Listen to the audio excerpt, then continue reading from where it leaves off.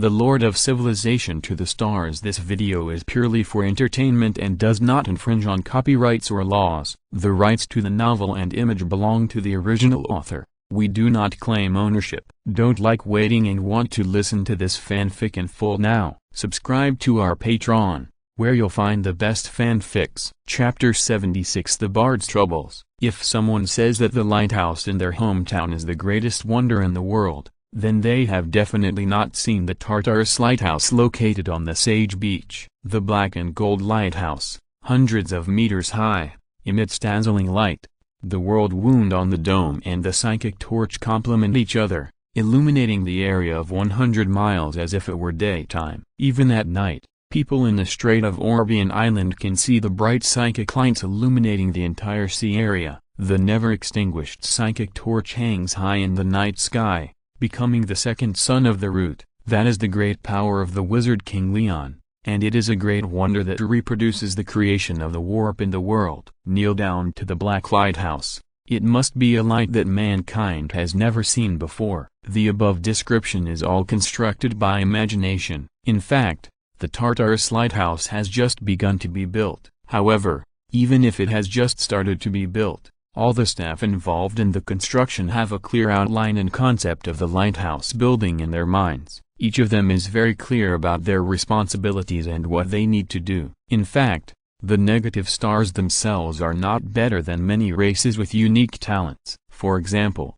the Sky Titans, or the Elves, or even the Dwarves. Even though the negative stars have been transformed by Leon in terms of genes and culture, and have been born with pale golden runes, they can already be independent as a population, but their talents are only in the middle. They are better than ordinary humans, but not by much. They are only twice as strong as ordinary people on average. However, the reason why their work efficiency is completely superior is that their souls are completely under Leon's control. They can play the most exquisite part of each person like a machine, and fit perfectly.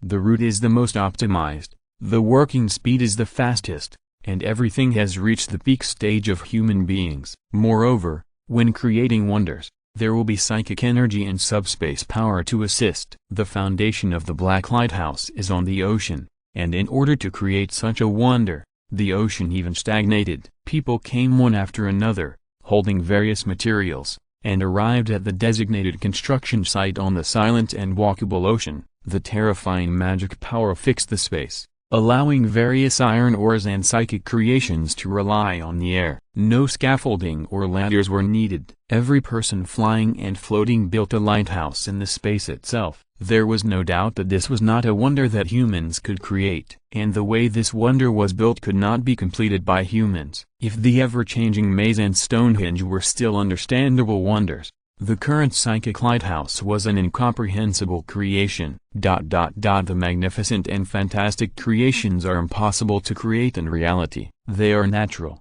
without foundation, growing freely in the air, and spreading like living things under the power of psychic energy. Every symbol, every mark, those steel, gold, silver, and bronze are smelted and fused in the air, and then become part of the black spire. This is not a lighthouse in human cognition, but an unimaginable coordinate standing between fantasy and reality. Within this coordinate range, whether it is the subspace or reality, no matter what level of the world, you can feel the scorching fire. It is the projection of the will of the gods in reality, and it is the light that our walking master guides us. The pen tip paused, looking at the description, and seemed to be distressed as it drew a complex arc in the air. He wanted to use his own language to describe the power, ability, and kindness of this great man, but when it really came to the point, he found that his language was so poor. But soon, he didn't need to worry about this for the time being. With the sound of a door opening, a gust of wind rushed in from the doorway, bringing his roommate to his side. A large man with some strange props in his hands returned to the room, looking at the writer strangely. "Elver, what are you doing?" "Oh, according to the request of our Lord, I am writing an epic about our nation. That is, recording what happened here one by one." The writer looked at the pile of scrolls in front of him and sighed in distress. "As you can see, I'm recording, trying to describe it objectively." "Oh, That's miserable. Then I guess your tasks must be getting more and more every day. Indeed, compared to that, our construction team is much better. The brain is managed, just like sleeping. You can come back to eat as soon as you close your eyes and open them again. Although you get hungry quickly, it feels really wonderful. You work 8 hours a day, sleep 4 hours, and the remaining 12 hours are spent wandering around. We still expect you to do something. The tall roommate patted the bard's shoulder, hung his clothes on the hanger with a smile, and ran to the bathroom, humming a song to take a bath, and also sprayed the bard's bath spray. The former bard, now the chosen one, Elver looked at the scroll in front of him and sighed in distress. He used to be a bard in Britannia,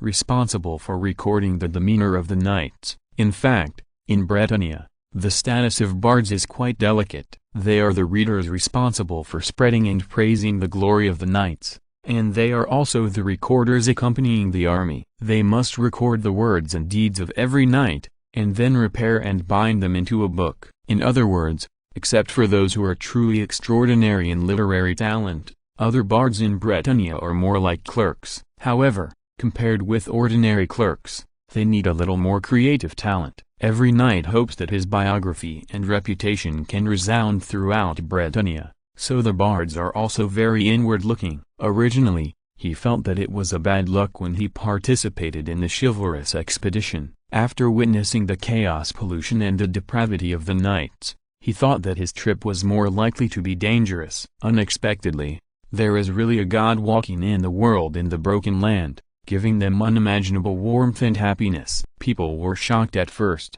but later they got used to it. You ask about the power of Lord Leon and the operation of the living God. What is there to question? The rest is to record the time and place, and then write down your thoughts, and be happy every day. As a result, this time, the psychic lighthouse has not been recorded yet, and the floating battleship behind is still waiting. What the hell are the sea elves thinking? How dared they provoke a true god? Don't they see that the wound of the world is a great power accomplished by the gods? Looking at the notes piled in front of him, the bard pulled a strand of hair, puzzled. Chapter 77 Sea Elf. Why doesn't he follow the script? How is that bastard who said the world wound is a natural phenomenon now? The soul fragment has been tortured to the point of collapse by 3/4, but he still hasn't admitted that he is a spy. Keep interrogating, and continue to interrogate him until he is. After instructing the captain of the guards with a gloomy face, the sea elf Prince Jerk Hailing looked indifferently at the body of his father, who was gesturing the middle finger above the tide, and had cursed the useless wizard countless times. The ether sea was wandering around, covering the sky with the concept of the ocean. Countless behemoths wandering in the deep sea were now even able to wander in the air. The army of the sea elves was on the other side of the Sea of Light, looking at the clear ocean, and their twisted hearts were filled with anger and curses. The sea elves were a race with innate soul defects. Their souls have been dying since they were born, so they were not as long-lived, elegant, and had enough time and space as the orthodox elves. Even in most cases, the sea elves were not considered a kind of elf population, because the war between the dark elves and the elves did not even call on them. Even strange elves like wood elves, grassland elves, and desert elves were called up.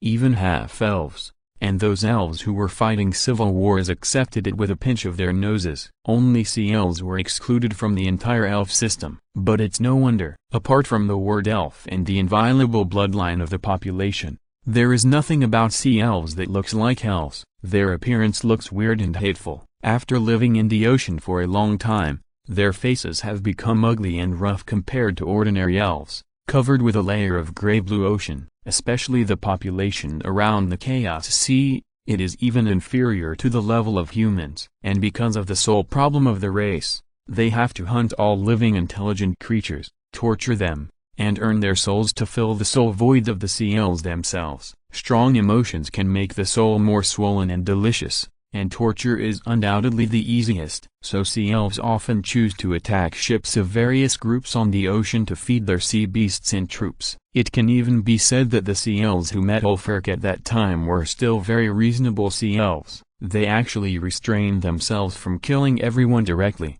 torturing people and refining souls. In a sense, This is already the moral benchmark of the sea elves, but such people were killed by Ulfric, and the behemoths were also slaughtered, which was something the sea elves could not accept. After confirming through wizards that the world wound on the broken land was a real natural phenomenon and not manipulated by some terrible great wizard, the sea elves prepared 2 attacks. As a result, the first time they ran into the Slaanesh legion that claimed to be attacking the broken land. After the 2 sides fought, both sides were injured, resulting in the first wave of the sea elves' offensive not being organized at all. And when they waited for half a month, the operation of breaking the ties went smoothly and began to organize the army to march to the broken land. Unimaginable power destroyed their army. The world wound is a ghost natural phenomenon, and the boiling psychic energy even ignited the ether sea. Countless behemoths wailed and fell in the sky, burning into ashes. The dignity of the sea elves,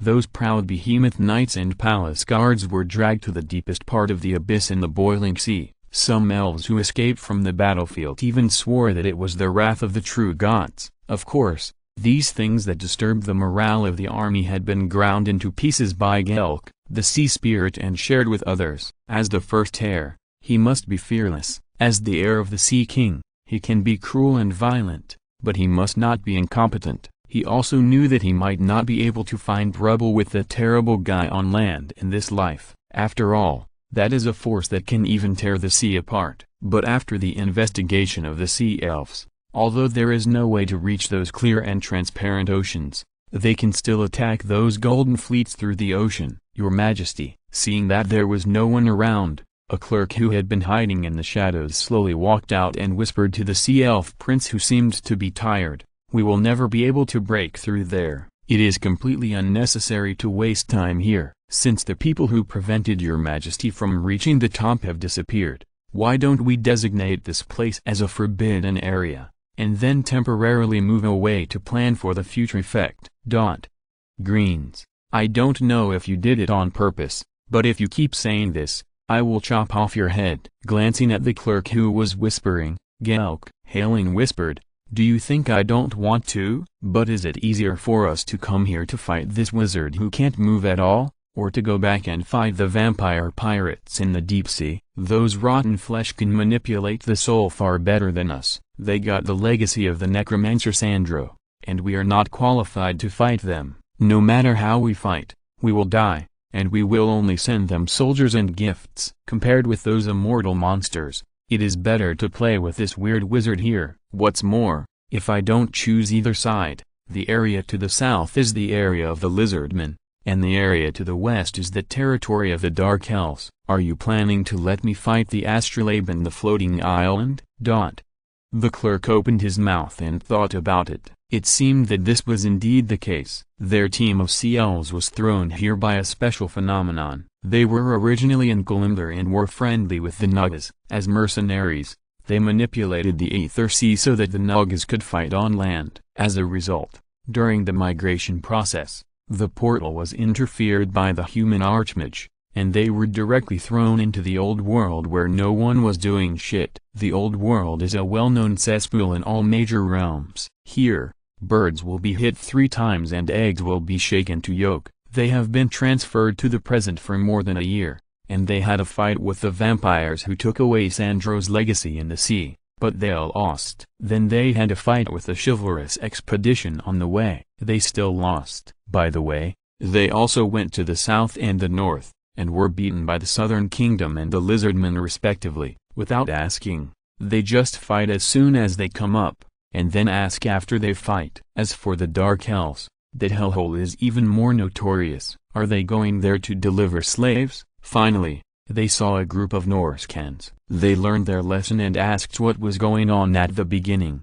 As a result, the Norscans on the opposite side laughed and jumped and chopped them. The sea elves were really angry. "We have been transferred here for a year. It's okay to be beaten by others in this place, but you primitive people also want to bully me." So the sea elves mobilized their elites, and after confirming that the other side really had few people and no technology, they launched an attack with great satisfaction. Then they found that the other side was indeed primitive people, but psychic primitive people. "What should we do now?" There is nothing to do except plundering roots. Where can we go? Even though they knew it was a slow death, the sea elves still went to fight. But at this moment, the sea elf looked at the coordinates of the sea area in front of him and the extension lines on both sides, and suddenly raised his eyebrows. The Chaos Sea and the Dark Elves don't seem to be far away. Chapter 78, Remarks on the Release. It will be put on the shelves tomorrow. I am thirsty for my saved manuscripts. The editor told me that my performance is actually the lowest in the same period, and it is all low altitude. But I am also very happy. After all, people can't compare with the great gods. I just need to be better than I was in the past. I couldn't even sign a contract before, let alone Sanjian and put it on the shelves. I even have the leader and the helmsman. I really thank everyone. The explosion that everyone said will definitely happen. My saved manuscripts are ready. Please look forward to it. Special thanks to several good brothers who have helped me, even guided me, and helped with the revisions. Thank you very much. Who hide my body? Yuyeoyan my endless life peanut chicken legs from the end of the world book-eating monster and my editor Minayu. If it weren't for his hard work, my book might really continue to drown in the sea. Of course, I am most grateful to all the readers who support this book. Thank you so much. 10 updates at 6 o'clock in the evening. Keep your word. Chapter 79 I think the Dark Elves are reckless and the Wizard King is not wise. Just like opening the door to a new world, the Sea Elf Prince glanced at the markings on the map and suddenly realized a problem he had never realized before. Before, they had been running around and getting beaten up, mainly because the people in the old world were too uncultured. They were even crazier than their mercenaries who were just robbing. They would fight after a few words when they met, and then ask questions after the fight. This bloody and brutal tradition of high intensity eliminated communication, so on the entire world map, the Sea Elves marked patches of scarlet on the sea map. It was nothing more than some areas looking big and some areas looking smaller, but overall they were all war madmen without any manners. However, the fighting and struggle between them was not without reason, but for the pursuit of resources. The old world was a world that had been developed for a long time, and resources were even gradually becoming scarce. The people here's thirst for resources and racial hatred had reached their peak. In other words, they were terrifying madmen who would travel thousands of miles to go on expeditions to kill their enemies. After taking a look at the map, it turns out that due to the interference of the Wind of Chaos, the distance between Nalgrand, where the Dark Elves are located, and the Slave Islands, which are far away, and the Broken Land is not far away. It is mainly because of the influence of the Wind of Chaos, and the fact that this Chaos Wasteland is really a broken place where no one lives, so no one comes here at all. Even if they come, it is just that the Dark Elf Ark occasionally takes a mountain of slaves to the Chaos Wasteland for hunting, watching them running helplessly and laughing, and then having fun with it. It is very likely that they don't know the drastic changes that have taken place in this broken land at all. After all, according to the calendar found by the Sea Elves, the drastic changes in the entire broken land took only more than a month in total. For those slow-witted Dark Elves, it is actually not a time to react quickly. Even Dark Elves are essentially elves. They don't have the same urgent desire for souls as the Sea Elves. Their pursuit of slaves and darkness is only because their cruel and tyrannical nature has been stimulated. Elves have cruel and violent natures and genes. Otherwise there wouldn't be some elves in the legends of more distant lands, and they can even get skills and memories by gnawing on corpses. They are naturally slave owners, a crazy race that wants to enslave other populations. Therefore, if the Dark Elves can find clues about the Broken Land, it will be a good thing for the Dark Elves. Although the Sea Elves are not even worthy of being elves, they still know some secrets of the elves. For example, below the Broken Land and Albion Island, on the left side of Britannia, the ocean shrouded in fog all year round is actually the gathering place of the elves. Ever-meeting Island Ulthwone. The Dark Elves dream of returning to Ever-meeting Island and taking back the utopia built entirely for the elves. They claim that they are the true heirs of the elves, and the people on the island are a group of traitors. Therefore, the Dark Elves will never miss the opportunity to occupy the Broken Land and clamp down on Ulthwone and Albion Island. Although it is a bit despicable and may cause great harm, The sea elves still think that this plan is very likely. No matter how powerful you are as a psychic wizard, can you be as powerful as those cruel and terrifying dark elves? I plan to let some of my people plunder the slave farms of the dark elves, and then pretend that it was done by the psychic wizard. Jerk. Hailing looked at the map floating in front of him, and the expression on his face seemed to become a little sinister and cunning in the deep sea. Of course, I know that the dark elves will definitely find out who did it. Our people will be caught up, killed, or even skinned and tortured, and even expose our existence. But it doesn't matter. The first one to be exposed will definitely be the psychic wizard who opened up the entire broken land. I already know that the war between the Dark Elves and Ulthuan is about to start again. The 12 evil omen arcs have assembled in the ocean. They must want to destroy the coastal defense line of the elves. But we also know that the Dark Elves can't do it. They couldn't do it before, and they can't do it now, so they need a base. Then we will give him a base, facing the expanded sea map and the straight lines on it. Jerk. Hailing was even shocked by his own vicious idea, because this is definitely a truly vicious plan. You know, the slave islands and the colonies that the Dark Elves developed on the snowfield are actually less than 2,000 kilometers away from the broken land in a straight line. Albion Island is a corroded island full of swamp monsters and chaos followers. Only some druid standing stones can maintain a little order, and it can't be a gathering place at all. But that broken land, under the cover of the world wound, how big are those plots? 50 kilometers in radius, 100 kilometers, or even larger? That's the size of a whole province. Not to mention a gathering place, it can be used as an important strategic fulcrum. Moreover, the team starting from the broken land can also take the opportunity to carry out secondary supplies and repairs on Albion Island, and rush to Ulthuan from the rear. The defense at that position is much less than the original attack position. For the Dark Elves who are extremely short of supplies and manpower, this is a very tempting thing. The Sea Elves are very clear about this. Why? They have been beaten. So comparing the two sides, the answer is very obvious. And what can the Sea Elves get from it? Of course, it was the snacks of the psychic primitives who had no backbone after being destroyed. After they completely destroyed the Nagator, the entire Norse peninsula would be completely defenseless. It is impossible for the dark gods to really love Norse so much that they would not hesitate to send down multiple miracles.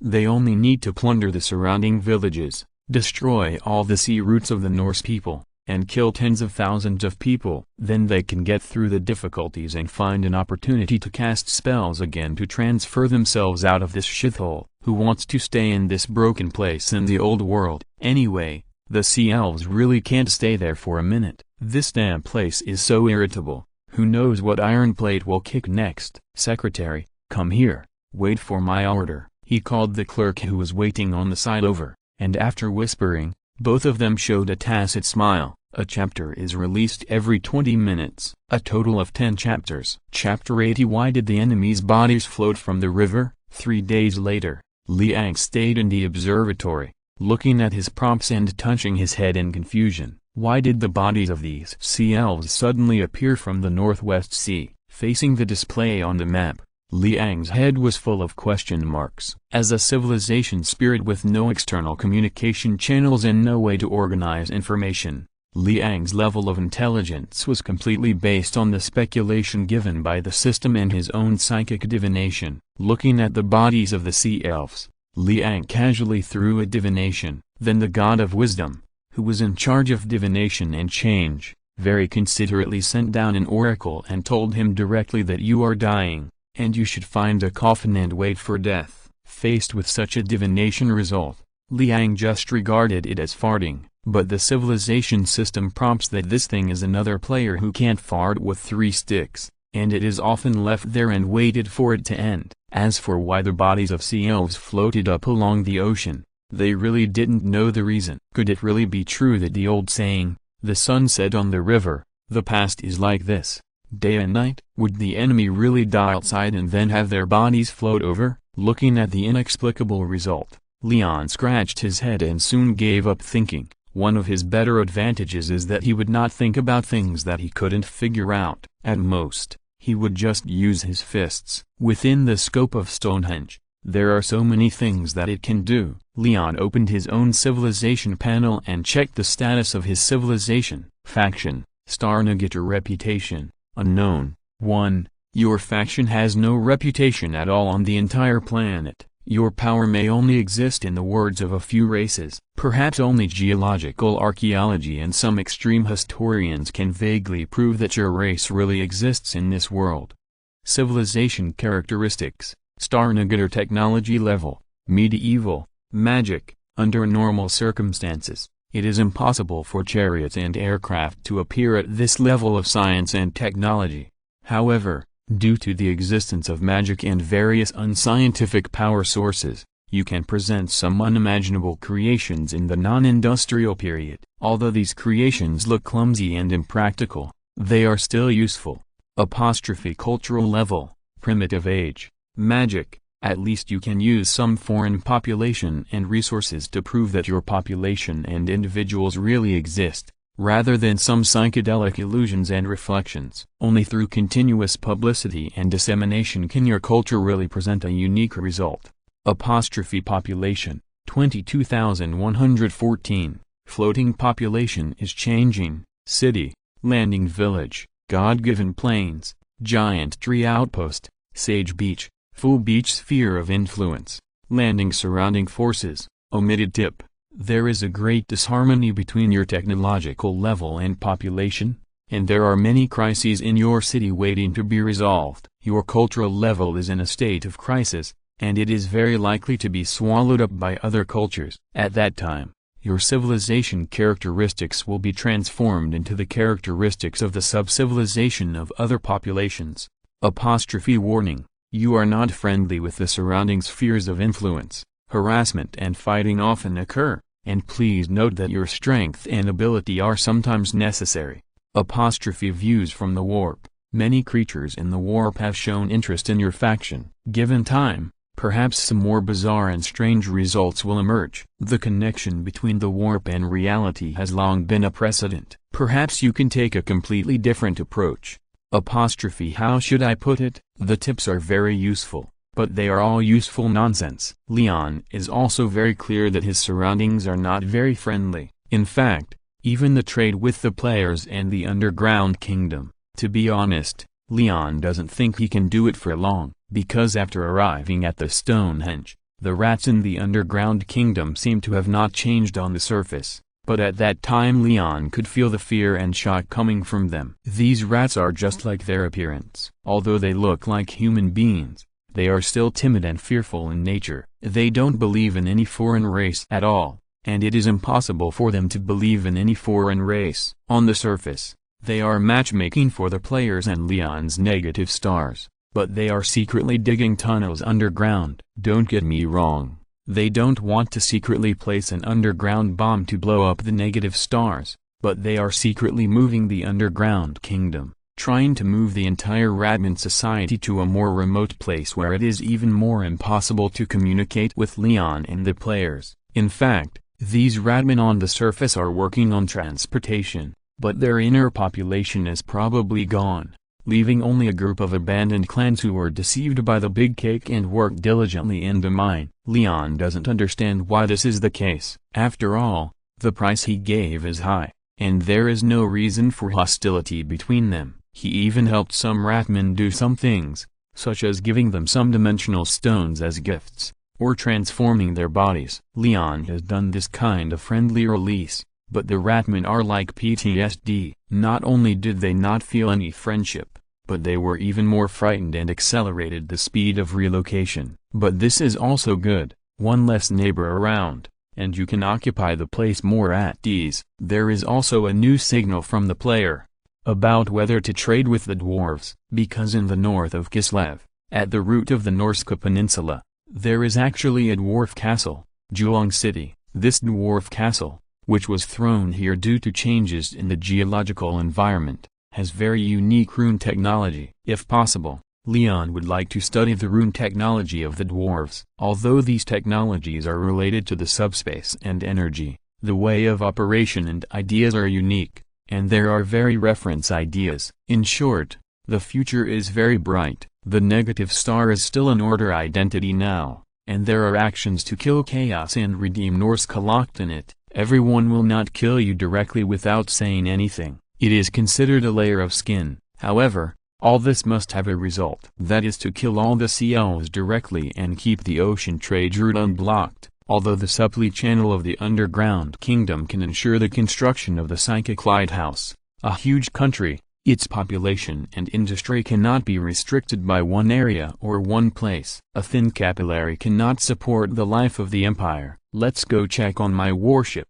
Leon closed his eyes in the observatory, and when he opened them, he had already arrived inside the dock. It seems that the timer is not working after it was launched. I can't even withdraw it. I'll ask the editor what's going on. Chapter 81, Air and Space Battleship. In fact, space battleships have been around in the old world for a long time, and there are many different types and completely different ideas and ways of fighting. For example, the human empire once planned to build a mobile fortress powered by griffins, but it was rejected because it was too abstract. But the dwarves really built an aerial gunboat. Those steel aircraft soared in the sky, and there were even special helicopter landing fields and airports. Flying battleships that don't use magic much include sky boats, which use fuel and hot air to float on the battlefield and use mechanisms to turn and accelerate hot air balloon battleships. They can even float on the battlefield for a long time,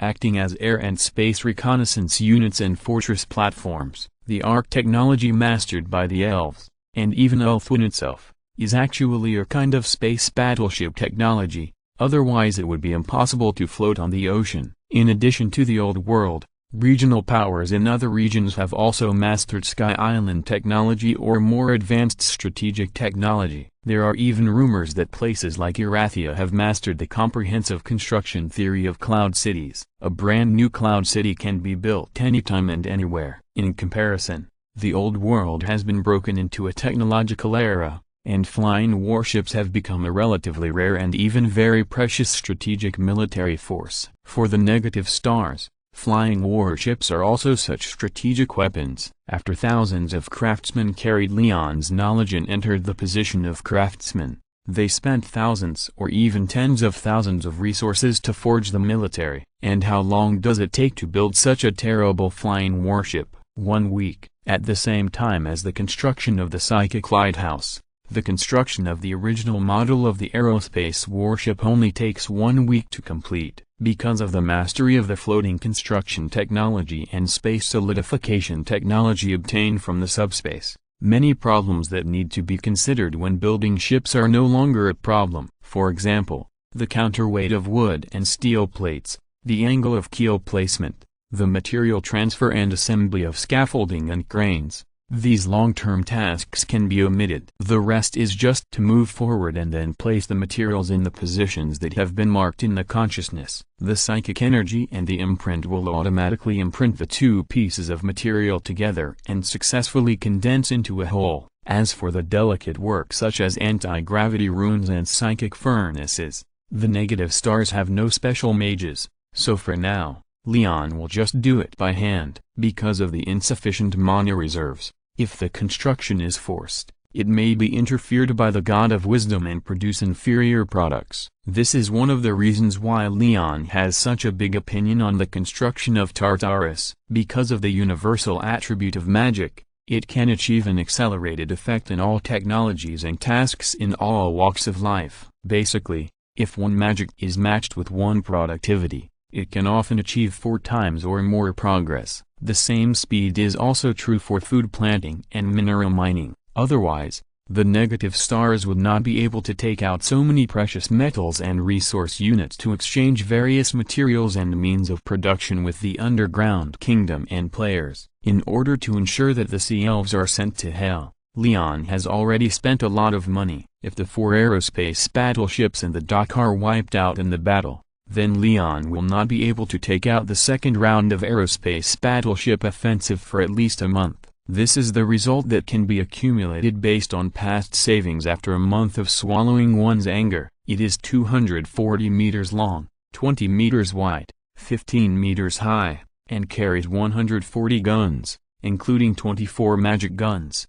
and 2 main guns at the bow and stern. If the damage range of the main gun is calculated based on the human body, the damage range of one shot is 40 meters, and the diameter of the armored unit is about 10 meters. The aerospace warship is built purely for the purpose of killing the enemy. The flight altitude can reach up to 3,200 meters. There is a bomb bay in the belly of the cabin, which can carry 10 tons of explosives. It is really a perfect killing weapon. It is hard to imagine that there would be a body that would be unwilling to fight against such an armed force. Looking at the warship that was gradually melted into one in the dock, showing a golden color, and glowing like the dawn from heaven, Leon stretched out his incarnation's palm to touch the warship, and wrote symbols of resistance and anger on it inch by inch. When he was building it, he would personally attach inscriptions and brands to these warships every day, on every inch of the deck and compartment, every layer of armor and cabin, because Leon knew very well that if he didn't lead by example, the people who trusted him and himself would be the ones who would suffer in the end. Among the knowledge obtained from the dismantling of the warp fairies and demons, some recorded the symbols and marks of how to use supernatural power to deflect long-range attacks. Some of the knowledge of the talismans was difficult for humans to understand, and some was too energy-consuming. Leon prepared it himself if he could. Just like the monsters of the God of War were difficult to be hurt by long-range attacks and magic attacks, the warships blessed by Leon himself were also difficult to be hurt by the sharp arrows and magic thrown over. Most attacks would slide away from both sides as if they hit a layer of invisible oil film, adding a considerable strength shield to the main hull. In order to kill the CLs in one go, Leon really did a lot of things. For example, the shells now in the warehouse were blessed by Leon himself. The wooden decks and armor of the fleet were made of wood disassembled from the inside of the Oak of Ages, compressed and spliced. Everything was specially planned to completely kill the CL Behemoth, prototype of aerospace battleship, unnamed, super large ship unit armor, 120, age oak shell, plus 50, spell protection, plus 30, will protection. When calculating armor-piercing damage, due to runes and blessings, special damage reduction is 50%, magic damage reduction is 75%, ranged damage reduction is 75%, and physical damage reduction is 50%. Reference armor. Standard carbon steel armor is 10 points per centimeter. Structural health, 15,000, its own structure, plus 25,000, magic protection. Reference health. The player's battleship Emperor's Hammer is 1,000 points speed, 35 standard flight altitude, 3,500 firepower, 140-280 armor piercing. Ordinary artillery ignores armor below 15 points, magic artillery 45 points, main gun 200 points. Ammunition reserve, 120 rounds. In fact, from the perspective of armor piercing and pure lethality, the lethality of the aerospace battleship is not great, but Liang formulated the combat characteristics of the aerospace warship with reference to the war mode of the sea elves. Those gloomy marine creatures rely on huge behemoths and their etheric sea. As long as they leave the range of the etheric sea, they can easily kill those unarmored behemoths by using artillery and psychic artillery bombardment. The continuous artillery bombardment can even make it impossible for them to get close. In other words, the opponent has no heavy armor units, no melee and air force. What can they use to fight? 120 rounds of ammunition. I can pile you to death. What's more, when the psychic torch state is reached, all ordinary ammunition will be attached with psychic flames within the range, and the sea elves are lucky to escape. Your name is Elf Killer. Looking at the gilded warship that has already taken shape, Liang patted its appearance and sent his most sincere wishes. Is it VIP this time? Then I will delay it for a while. All automatic updates are disrupted. I will rearrange them, and I have to rearrange them after the automatic updates on Gideon are messed up. I am really sorry. If you are a VIP, then these 2 chapters are just a bonus for you. Automatic updates will continue at 7 o'clock. If you are listening to this novel on a channel other than Fanfic World, it means they downloaded and uploaded it without effort. We cordially invite you to visit our channel, Mundo Fanfic Novelist. There you'll find the original version of this story, and you can explore many other novels of various genres. We are waiting for you to immerse yourself in a world of incredible novels. Chapter 82,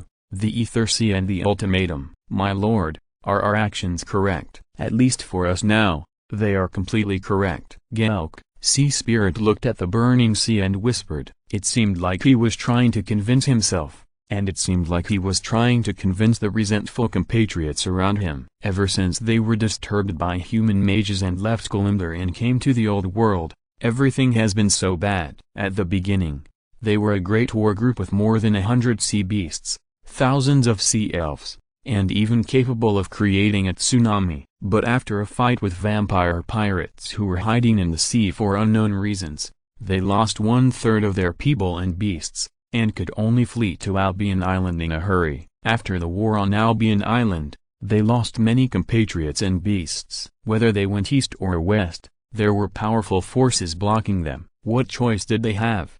Apart from going to the north to find the inferior souls of the barbarians, the Sea Elves had no choice. But even so, fate played the worst joke on them. The most elite guards and his father, the clan leader, had been killed directly by the psychic tide created by the psychic primitive. Now he was still drifting in the ocean with his middle finger raised, expressing his anger and hatred towards the Sea Elves. They couldn't beat the primitive, so they could only choose the most cruel and vicious plan. They would divert the trouble to the east, let the two powerful individuals fight, and then eat a little bit of leftovers from it. By the way, the elite among the Sea Elves were also executing this plan, hoping to fool the Dark Elves with their superb acting skills. And now, the final conclusion is that although the Dark Elves were fooled, the tactics that the Sea Elves were proud of were easily cracked. 31 sea beasts, the lives of 274 tribesmen, and the final result was that an evil omen ark was successfully diverted from its original direction. The floating mountain began to move towards the broken land,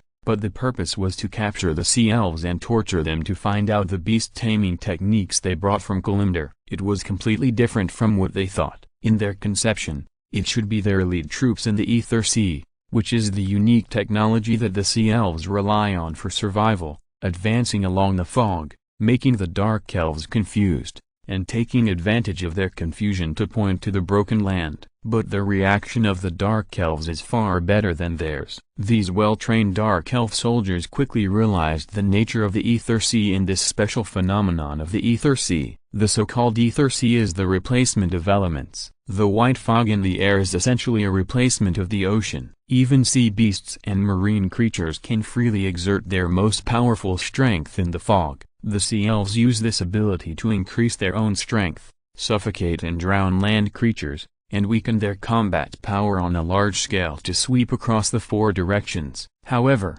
the choice made by the Dark Elves is that they collectively wear masks. Every Dark Elf has wealth that the Sea Elves can't imagine. Each of them has a magic purification mask to filter out the elements of the Ether Sea outside. While the sea beasts and Sea Elves were galloping in the Ether Sea, trying to take the opportunity to attack the Ark of Bad Omen, the Dark Elves all set up shield walls and crossbows. The rain of magic-breaking arrows nailed them to the square of the Ark of Bad Omen, and the offensive that the Sea Elves were proud of was broken in the blink of an eye. They could only evacuate according to the original route, but in the distant observation, Gelk Hailing could clearly see that the Dark Elves were not in a hurry. It was true that they wanted to participate in the Battle of Ulthuan, but it was still a long time before the Battle of Ulthuan. They could hunt Sea Elves for fun and even have more slaves to torture. After all, if you are not interested in fish in this sea, some slaves are really not easy to find. Even the slave quota of the Ark of Bad Omen itself must be used carefully. And it is too happy for the Dark Elves to be delivered to their doorstep like this. It was completely different from the chic departure they imagined. The Sea Elves fled in a panic and fled towards the direction of the broken land. Jerk, Sea Spirit,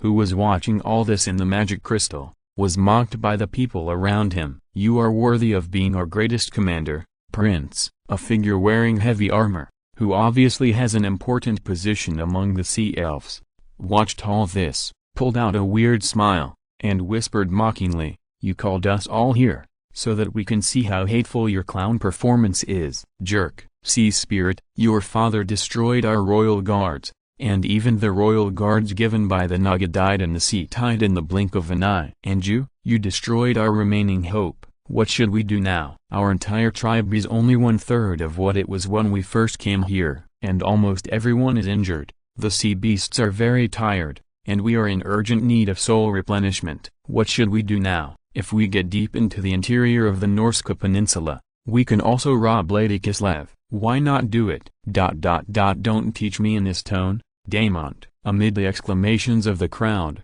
Jerk. Sea Spirit walked down with red eyes and grabbed the armor of the heavy-armored elf. If you were in my position, you would do the same. This is the only way we can break the impasse. This is the old world, not Kalimdor. They won't accept our tricks here. They won't negotiate at all, and they won't negotiate with us. What else can we do besides this? Tell me. I just as Galk. Sea Spirit looked at the elf in front of him and angrily took out his sword to kill him. A dazzling light suddenly stopped all their arguments.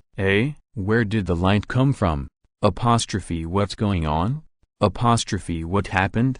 All the sea elves looked at each other in confusion. Some of them couldn't figure out where the light came from. This is hundreds of meters deep under the sea. Where did the light come from? Just as they were puzzled, a voice that suppressed anger and made everyone instinctively understand the meaning sounded from the hearts of the sea elves, conveying someone's last rationality and kindness. Sea elves, now I order you in the name of the Lord of the Tartarus Lighthouse, the King of the Starbearers, to lay down all your weapons and hand over the control of your behemoths. I can promise that I won't hurt you. If you continue to resist, you will die.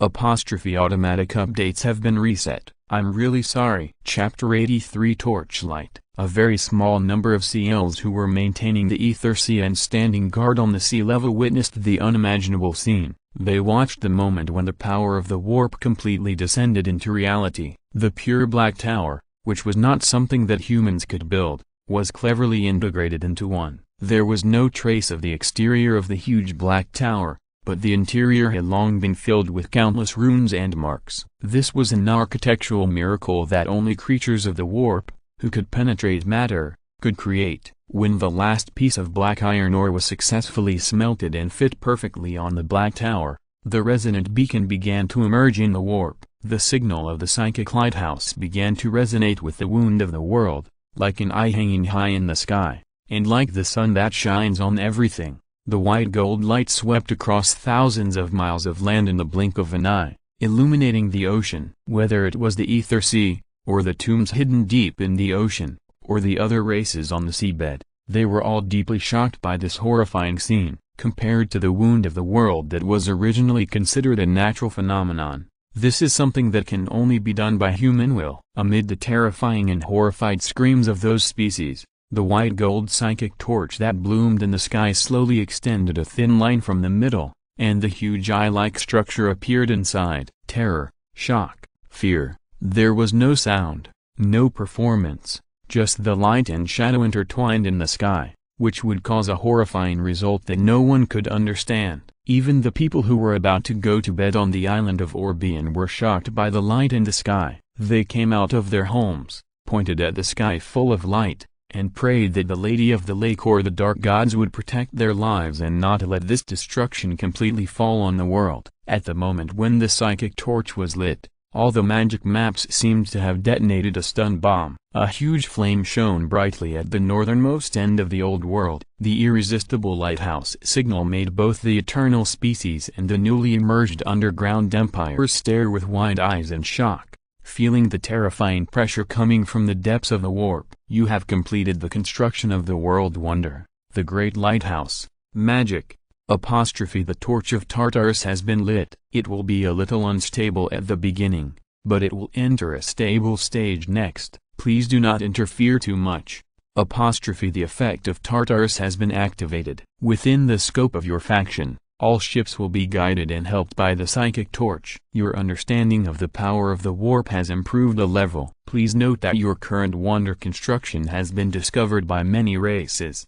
The prestige of your species has increased. Your national prestige is now 21. If your species disappears in the history of the world in the next moment, people will also clearly record that the sky turned pure white at night because of your great power. The world-class event called daylight will be bound to your wonder and civilization. You will also be called the Lord of Daylight.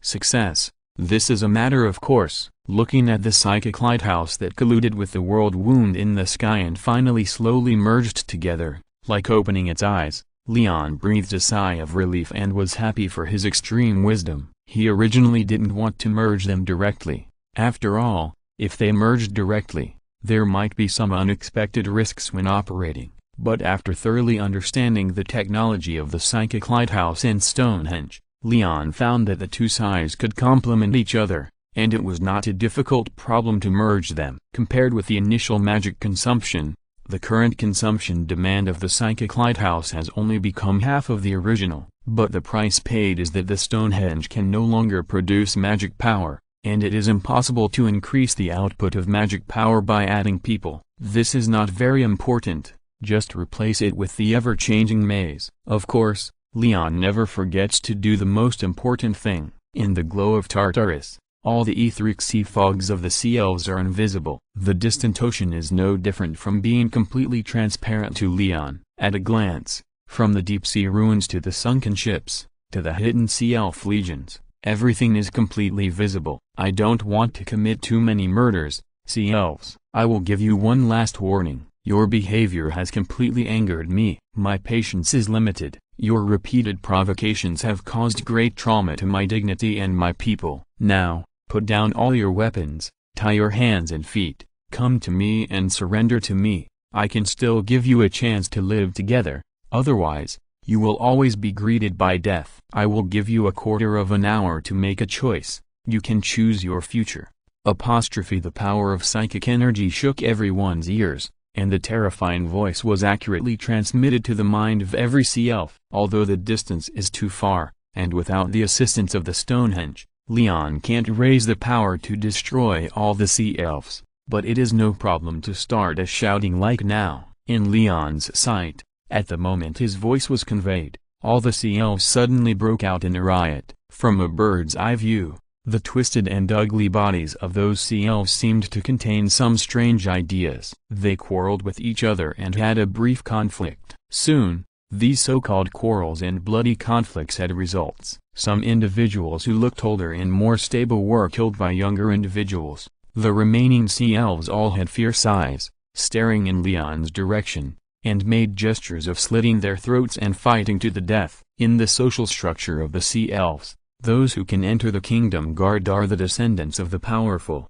or potential players with outstanding military exploits and high prestige, and their death is equivalent to the future of all the sea elves being ruined. The national hatred and family feuds gathered together, and ultimately led to the complete anger and rebellion of the young people. They don't care about the future at all. All they can see is that on the ocean full of brilliant golden light, their uncles, their fathers, and their families are making funny movements in the waves. Of course, in Leon's eyes, these sea elves will soon.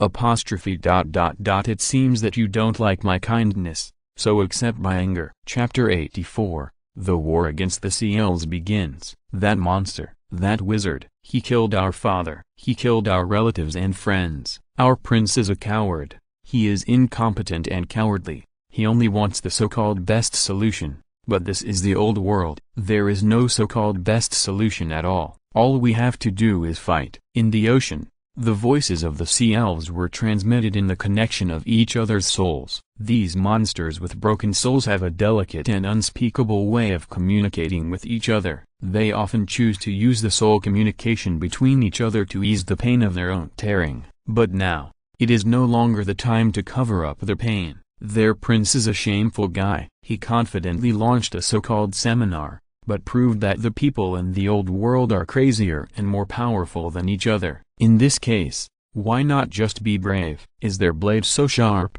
Is there no sharp blade on our side? The prince has been killed. Now what we have to do is to sink the wizard's vehicle. Since that madman has triggered such a terrifying ritual, he will definitely pay a heavy price. riding on a sea beast that flew across the ocean and rushed into the sky. The young sea elf raised the sharp blade in his hand and shouted inspiringly, "Look, the sun in the sky. The bright light is so dazzling, as if we will definitely be drowned in that light." But do we have to admit defeat? Do we have to admit that our struggles are in vain? No, we will never give in. We will never surrender. Even if he is a kind person, so what? The corpses of our fathers and elders are still drifting in the sea. This is our greatest shame and our most painful thing. Carrying the black sea beast, the young sea elf was shrouded in the glory of the etheric sea, and rushed towards the psychic sun that was rising in the sky and illuminating the entire earth like a meteor. From a distance, it looked like a moth flying into fire, a bug burning itself. Although they have natural defects, it does not mean that they will stop resisting when fate comes. On the contrary, they're plundering, killing, and everything they do are for the continuation of their own species. And the ultimate goal of the continuation of the species has probably reached this moment. We are born with defects, and all we have is love. Only love for each other can make us complete. But now, this feeling of love has left us. The person we respect the most has died in the ocean. Even if we plunder hundreds of thousands or millions of souls, we can't exchange for our compatriots. And that useless prince is still complacent about his own cleverness. We would rather choose a great death. All the sea elves who still have the kind, all the sea elves who still have the ability, follow me. Let the sea obey us. Let the sky be covered. Today, we want the sky to be overturned by the ocean. Let us shoot down the sun at this moment. Faced with the passionate speech, countless sea elves just made noisy and angry shouts, and began to follow the charging sea elves, jumping out of the ocean, forming black lines, interweaving and rushing towards the sun of the psychic torch. Perhaps they themselves knew that it was futile, but when anger, hatred and humiliation were mixed together, people often gave up rational thinking and chose to act emotionally. These sea elves could not reflect on what caused this situation, very spirited, but a little confused. Looking at the huge army from the sea to the sky, Leon commented casually, "Their perception of killing other strangers is just like eating something. They can't feel guilty about their way of survival because they are born this way." So Leon applauded these sea elves who were full of courage and noble beliefs, as if they were the upright ones, and then issued an order. "Elf killer, ocean boiling, enemy judgment, doomsday, you all take off. Let those sea elves feel our anger and our power." Following Leon's order, some individuals who were just assembly workers instantly understood how to operate complex sky ships. For Leon, all the population are building blocks. As long as they are dragged to a certain place, they will naturally exert their strongest strength. They can be the best masons in the previous second, and they can also become the most elite training soldiers in the next second. With the entry of 2,000 masons, now Navy soldiers, the 4 ships in the dock soon burst into a brilliant golden light. The flames of the psychic torches spread to the fleet ships in the blink of an eye, covered by the golden rune light. From the perspective of the ocean, it was as if 4 small suns flew up from the sky again. The sea elves, who had experienced many battles, did not show cowardice. Their tide colors stood on the waves, looking at the pure sea, and once again issued a call beyond time and space. The ocean elements spreading from the subspace filled the sky and land of this battlefield. Without the cover of the thick fog, people finally realized how the sea elves' giant beasts existed in the sky. Oh my God! On the edge of Orbian Island, in the remaining outposts of the chivalrous expedition knights, the forgotten bards and serfs used the remaining telescopes to look at everything happening in the ocean in amazement. Even the most amazing dreams could not describe what they saw before their eyes. Countless sea monsters soared into the sky, making earth-shaking roars. These wounded monsters floated in the sky, and together with their masters, they charged towards the 4 golden fireballs falling from the sky. Those monsters were all amazing monsters in front of them. The smallest one was probably more than 20 meters long, and the largest one was nearly 60 meters long. The monsters that grew in the ocean were circling in the sky, trying to attack the golden fireballs. However, facing the attacks of countless sea elves and monsters, Liang just raised his eyelids and snapped his fingers. Cannons, blast them down. Yes. At the same time, The 4 warships stretched out hundreds of dark pits, and in an instant, 4 bright new stars rose in the sky again. Scarlet trainstorms and debris floated and fell from the sky, like appearing in the ocean, sweeping away all the blood disasters. Chapter 85 Chinook Artillery and Fortification. Most of the time, when the picture changes from extreme dynamics to static in an instant, it will make people feel nauseous and vomit, and this time, the beautiful picture above the sky is just like this. The Bretonnian bards who remained on the island of Orbeon were frantically recording everything in front of them, trying to use the most beautiful writing and literary talent to record the feat of the sea elves trying to use the ether sea and their own power to drown the psychic sun in the sky. And just as they were describing how tragic and heroic the sea elves were in a desperate battle, with unimaginable brilliant colors, and even their skin was stained with a touch of bright red, the picture in front of them stopped. 4 small golden suns slowly spread their wings, revealing the pure black inner shell inside. The 480 artillery pieces that were opened in an instant instantly stopped the black wave in midair. Because all the soldiers were the most elite soldiers, and they had all been controlled by Leon's psychic power, there was no overlap between the firing range of the artillery and the splash zone. The entire sea elf army covering the sky was thinned by a whole layer in an instant. In that round of bombardment, countless sea beasts and elves fell from the sky and lost their glory. They simply could not understand why such a strange thing appeared. In Kalimdor, they had seen many kinds of aerospace warships, but they had never seen such a thing as the golden and dazzling one in front of them, which was more like a work of art than a warship. Moreover, the power of the artillery far exceeded the imagination of the sea elves. It was as if the ocean element of the ether sea did not exist at all. The flaming shells exploded among the sea beasts and elves. All the creatures within a radius of several meters or even tens of meters were torn apart by the terrifying power. What kind of power is this? The Goblin Chamber of Commerce has never seen something that can explode like this in the ocean element. Everyone pay attention. The power of those artillery is not right. We can't entangle with it. We have to rush in. Rush in. The sea elf, who reacted very quickly in an instant, found a sea beast in the sky in a panic,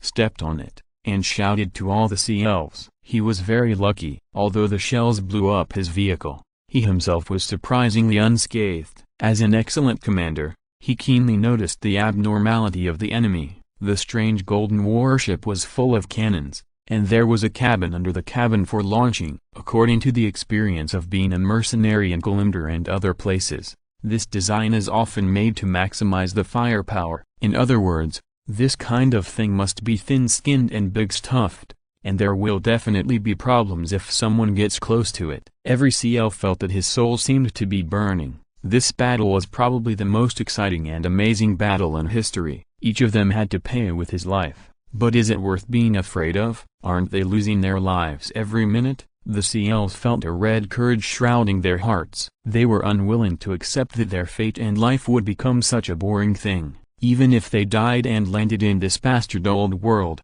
even if they died, they hoped to die in a grand manner. A few seconds later, just as the sea elves were about to charge in a group, the hundreds of artillery pieces roared at the same time again, interrupting the sea elves' charge in the blink of an eye. Once again, countless corpses flew down from the sky, forming a very bloody and beautiful picture. But the sea elf leader wiped his cheek, looked at the muzzles of the hundreds of guns, and suddenly realized that something was wrong. The power was reduced. In other words, their defense was strengthened. All the sea elves seemed to be covered with an invisible red mist, and each sea elf seemed to have a shield to avoid arrows, and even the damage area of the explosion was much less. Why is this? Or is it that they came here for some conspiracy? Such thoughts only turned in their minds for a moment, and the sea elves quickly put them behind their minds. Every sea elf felt the anger emanating from their souls and vowed to tear these enemies into pieces. Everyone, line up in 2 columns. We advance alternately and cover each other. The enemy's artillery fire has weakened. Get ready for the biological bombs. The young leader shouted in the crowd, and the power of psychic energy transmitted that will to the entire battlefield. The sea elves immediately began to charge at the 4 bright golden suns hanging high in the sky with a level of training that was absolutely impossible in the past. In the past, the sea elves, who only knew how to charge and plunder souls, showed amazing combat qualities. Even when the enemy's ships had begun to give up volleys and began to choose to flank and kill the knights who were charging at the front, the sea elves quickly charged in front of the ships. This was something they could not do in the past, but now they did it. The originally plundering warriors were now even more ruthless. They completed the contact within a second, took out the biological bomb, placed it on the edge of the ship, and pulled the ring. After a muffled bang, everyone was shocked by the result in front of them. Why? How could it not be blown through? Looking at the gilded shell, the sea elf holding the corrosive explosives looked at the arm that was blown back and corroded into a pool of flesh and bones in disbelief. In front of him, the slightly corroded pit on the aerospace battleship was beginning to flatten at a speed visible to the naked eye. Then on the shell, the muzzle turned slightly, and the dark muzzle was aimed at the bewildered sea elf. Then the bright light was reflected in his pupils. Boom! With another round of gunfire, countless confused sea elf corpses floated in the air, looking blankly at the young leader with bloodshot eyes, as if silently questioning why he was fighting to the end. What made the sea elf leader feel even more desperate was that he seemed to hear a curse from a certain existence in the void against such a solid deck. In the next moment, their courage, their organization, and their anger at facing death all turned into nothingness. Noisy and painful screams spread across the battlefield in the blink of an eye. "Save me, I don't want to die. I was just kidding. I don't want to die, no. Why is it like this? Have we been God's playthings from the beginning? Who saw my arm? Who saw my arm? This is fortification, kid. Your biological bombs can't destroy a fortress. Have a good journey." A frivolous voice appeared in his mind, and then he saw the expanding flames in front of him, which blew all his dreams into pieces in the blink of an eye. Chapter 86: Escape and Pursuit. After the inexplicable blood courage ended, the end of this brilliant sky war was doomed. In fact, from the very beginning, the sea elves had no chance of winning. You are well trained, but Leon's aerospace fleet is always the best choice. Their loading, artillery, shooting, and speed are all extreme levels that mortals cannot reach. What is the so-called extreme level? It is the theoretical upper limit, an area that humans cannot reach at all, and Leon can perfectly reach this effect through the cooperation of the psychic network. Others have a 5% hit rate in naval battles. Leon can use regression correction to confirm that certain guns can definitely hit. Other artillery fire cannot hit because of angles or air turbulence, so they will not fire. In this state, the army of the same era has no chance of winning. Leon has always been kind and reasonable. He also hopes that his kindness can be reciprocated. But unfortunately, this world does not talk about kindness to him. After bombing the leading sea elf, the ether sea element in the sky gradually retreated. The sea elves scattered and fled in all directions. They didn't need to go anywhere, but they just needed to escape from this hellhole. The remaining sea elves left on the battlefield began to curse Leon and the aerospace battleship. These sea elves were angry about their fate, thinking that if it weren't for all the accidents, they would never have fallen to this point. Leon didn't want to argue with them. He just looked at the table in front of him quietly and sighed with some satisfaction. The problem of the sea elves is finally over. Glorious victory. You defeated all the living forces of the sea elves in one battle. The sea elves will disappear temporarily until they gather together again or die forever on the ocean. You killed a total of 485 sea elves and 321 sea beasts in the battle. The remaining sea elves will remain in a permanent state of panic and terror towards your star-negating faction. They can no longer attack your fleet or harm your people. No more. It was just these things, and then nothing else. Whether it was the technology of the sea elves, the population of the sea elves, or the means of taming animals, nothing was gained. Leon didn't even know what the point of this war was. It consumed a lot of his own resources, slowed down the progress of his city construction, and even the progress of the growth miracle was delayed. Then what he got in return were the corpses falling in the sky and the figures of the sea elves running away. These guys with soul loss didn't even think it was ideal to be slaves. Being nomads was their nature, but to some extent it was also their inevitable result. Because apart from that, they couldn't do anything.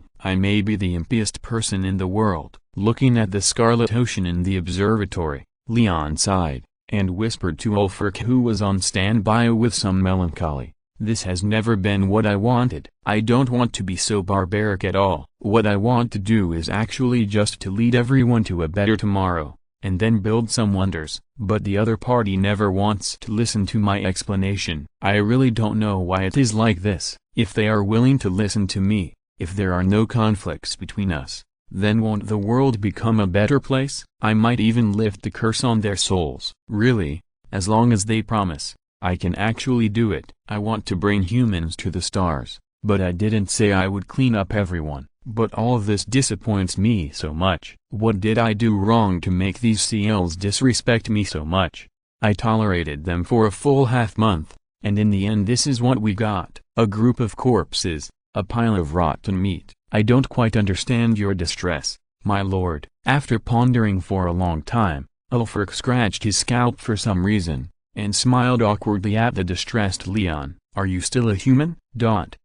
"Damn, don't talk anymore." Glancing at Ulfric, whose expression was very subtle, Leon looked at the ocean that had been rendered dark red, and felt a little sad. He was not sad about the life and death of the sea elves, but felt that all this was really meaningless. Leon has never been afraid of war, but what he likes is the war of development, the war of order, and the war for survival and belief. This kind of war that was fought without saying a word for no reason is what Leon really dislikes, especially when there is no benefit from fighting this war. "You said that at least the trade routes are safe, and those things should be safe. They should not be treated as bargaining chips. If the sea elves really have the sincerity to negotiate, or really want to negotiate, will Leon ignore them? He is short of manpower and even has to cooperate with craftsmen and players. He can't even open the second branch city. The sea elves go to rob people, and he replenishes the souls of the sea elves. Why not? Leon has little other things, but what about soul fragments? Why not take them directly from the demons? Melancholy is always short-lived. Looking at the bloody ocean, Leon quickly reorganized his spirit. At least 4 warships cannot be built in vain. Aerospace warships are more suitable for hunting and escorting warships. At that time, it is necessary to arrange to build a city on the island of Orbian to escort trade. Now part of the illumination range of the Psychic Lighthouse happens to cover the Norska Peninsula. At that time, an outpost will be established on the Norska Peninsula for monitoring, and he will be able to monitor the entire northern sea area in a circular form. By that time, he can trade however he wants. But just as Leon was imagining, a black figure interrupted his thoughts. At the edge of the lighthouse, a huge black creature slowly squeezed into Leon's sight. Dark elves? When did they arrive? Looking at the ominous ark slowly approaching from afar, Leon raised his eyebrows in surprise. But before Leon could react, the ominous ark lowered a small boat, carrying a team of dark elves who looked elegant and graceful, and bowed to the crack in the sky. "We are here to negotiate terms, Wizard King." The sun really rose from the south. The dark elves were the most polite guys he had ever met. Looking at the polite dark elf delegation, Leon felt an incredible sense of absurdity. Chapter 87. Do you think I'm stupid? Admiral Spike of the Ark of Bad Omens felt that he had made it in his life. Their fleet was originally scheduled to go to the sea near Ulthuan for hunting, but in fact, everyone knew that it was just a show. They were just randomly looking for some lucky people around to see if they could be pulled into the slave hunting team and become their good slaves. This form of hunting has been spreading for a long time. The Ark of Bad Omens itself is actually a huge mountain. After being soaked in magic by the Dark Elves, it was reforged and condensed into a floating home in the ocean. These homes naturally have all the buildings they should have, and among them, the most important thing is the existence of slaves. They fight the war against the elves, but everyone has to survive and have fun. Although they are not as good as the sea elves who cannot survive without souls, the dark elves also need a large number of slaves for blood sacrifice, and they need a certain amount of fresh energy to survive. So it is said that they are going to fight a decisive battle with the elves, but in fact everyone is catching people and slaves around. For example, the Norse Peninsula is actually a very good choice. Although there were not many slaves inside, there was no need to cause any trouble. And the people of Norska were all good at fighting, which made people feel at ease and entertained. However, just when he was thinking about how he was going to capture slaves, a group of crazy sea elves suddenly jumped out of the sea and slapped him. What is this? Is this reasonable? It's the opposite of Tian Gang. What level of sea elves do you want to fight with us dark elves? You come up and humiliate people directly, right? Although he knew that the sea elves might have some conspiracy, out of absolute trust in his own species, he still drove the Ark of Evil Omen to track the sea elves without hesitation, intending to give them an unforgettable slave game. Then he watched a big excitement. First, in the Broken Land, he knew that there was already a master in the Broken Land, and even knew that an expeditionary force of Prince Joy had been defeated in it, because that day, many people's wives, daughters or female relatives expressed great anger, or cursed humans for not knowing what was good for them. In fact, the Dark Elves knew that their own species must have been infiltrated by the followers of the God of Joy, and to some extent, they could also obtain some intelligence in reverse. Then he watched the huge wound and blinked his eyes, and the sky became brighter and became the embodiment of someone's will. The huge magical torrent even caused the direction and power system of the entire Ark of Evil Omen to fail, causing all observers to scream and feel the strong terror coming. And then this is not over yet. Before the Admiral could calm down, he saw that the sea elves were attached with the power of the God of Struggle and began to crash into the bright sun like moths to a flame. Although the spectacular scene was far less in number than the elf war, the momentum was not much of a loss, to be honest. Of course, the result was that the sea elves were blasted apart by the two wheels of the terrible sun and completely turned into nothingness. After careful consideration, the Admiral was sweating coldly. What kind of background did the owner of this territory have that the dark gods could come up one by one to serve him? The expeditionary army of Prince Joy had just been defeated, and the God of Struggle was directly attacked in disguise. As a result, both sides died like nothing, and disappeared in an instant. As an individual who witnessed it with his own eyes, the Admiral had mixed feelings, and felt that this world was a bit scary, to be honest. He never thought about how to try to suppress the enemies here. You said there are good things here, so let's have them. Can't I just not want them? As a result, the people below sent him a message that made his soul tremble. Because of the subspace torrent and the torch lighting just now, the rudder and power system of their Ark of Doom have temporarily lost control,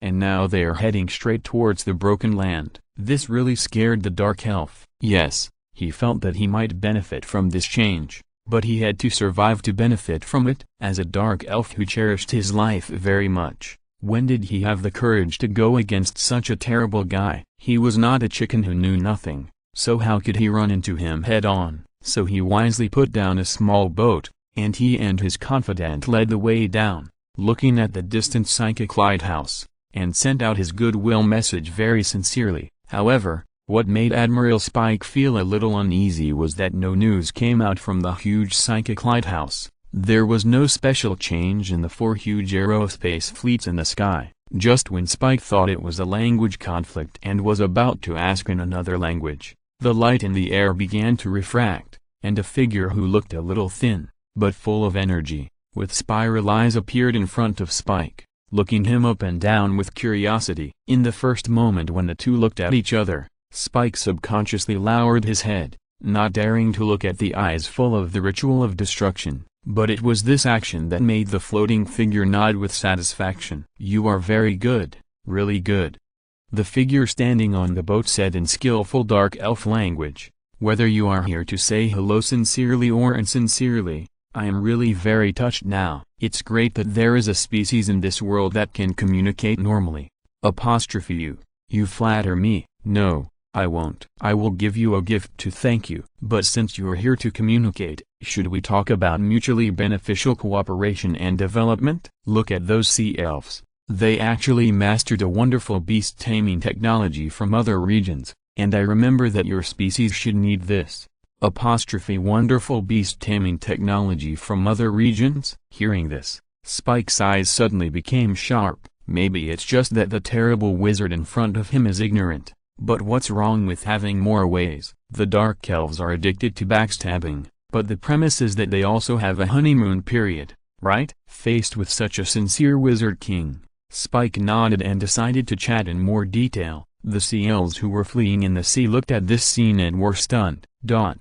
What are they talking about? The dark elf language of the old world? Don't you use soul connection to speak? Isn't it said that each race is isolated from each other, completely ignorant of each other's language, and can only kill each other? What is the situation now? Looking at the two teams closing their guns and gates as the exchange of language began, the remaining sea elves suddenly felt that they might have made an extremely wrong and absolutely terrible choice. Chapter 88 Happy Cooperation. The forward module of the Ark of the Evil Omen did not remain in disorder for too long, and it stopped just in front of the Sage Strand. Admiral Spike was invited to the landing place as a guest for a conversation. As a veteran who had participated in many elven wars, Spike thought he was well informed, not to mention what great deeds he could accomplish. At least as the steward of the Ark of the Evil Omen, he controlled a fleet of ships, and he could be said to be in the middle of the war sequence of the entire Dark Elves. At least,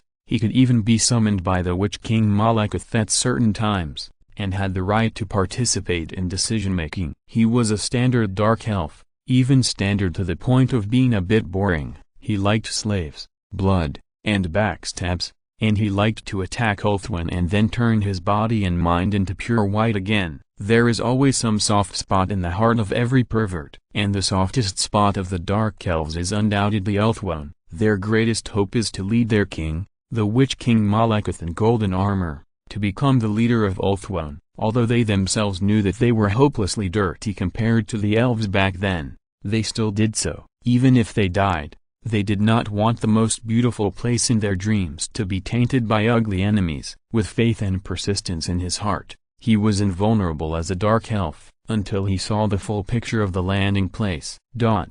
Looking at the psychic torch of the Stonehenge and Tartarus combined, Spike felt that part of his spiritual wall was burned invisibly. And when he turned his head, he saw a pure crystal maze that seemed to represent infinity. Just looking at the shadow that reflected his infinite self, he felt as if part of his soul was split off. In order to prevent his mental problems, he forced himself to shift his gaze to the canyon.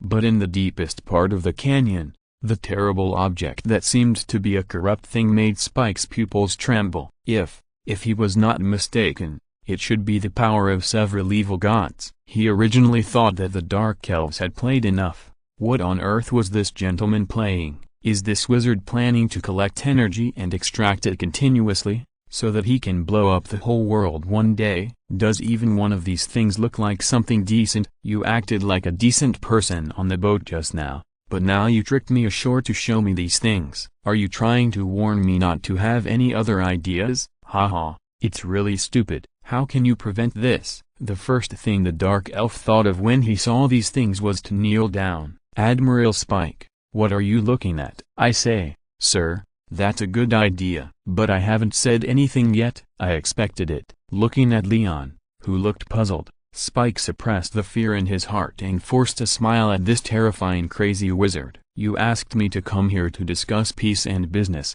right? Although I am not an outstanding person in the world of Dark Elves, I can still decide some business matters. Yes, that's true. I do want to make a deal with you. The thin wizard nodded, looking at Spike with a new look, and Spike, who seemed to be confident, had already cursed in his heart.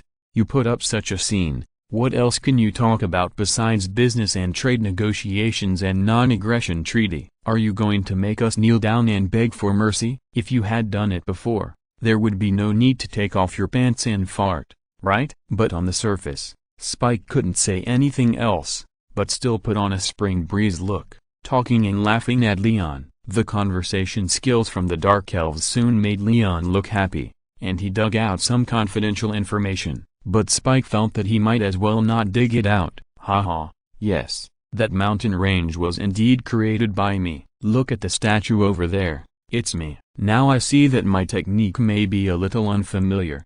Well, I did create a few rivers and sources, but the consumption is relatively large. Within the scope of this world wound, I basically know everything. Otherwise, I can't appear on the bow of your ship, right? But I only saw and heard it. I can only roughly feel the thoughts of some people. They have to be my own people. Apostrophe, you mean those seals? I used to be very friendly to them. Yes, very friendly. I asked them many times that I could help them repair their souls if necessary, but they didn't believe it. Apostrophe. Okay, what's there to say? Looking at the huge steel building complex that seemed to come from an alien planet in front of him, Spike stopped and took a deep breath. He was afraid that if he went on, his beliefs might not be so firm. After all, not everyone has the courage to maintain their beliefs when facing people of this level. Let's be frank, sir. What can you provide us? How can we help you? Let's talk about it directly. Are you that straightforward? Yes. If I'm not more straightforward, I'm afraid I won't be able to go back. Looking at the terrifying individual who can be said to be no worse than the Witch King Malekith, Spike showed a very sincere expression. In fact, I am also an outlier among the Dark Elves. You can rest assured to trade with me. I am quite good at keeping secrets and maintaining relationships. If you don't believe me, you can feel my heart. No, if you force the feeling, your brain may explode directly. After saying a great word with a smile,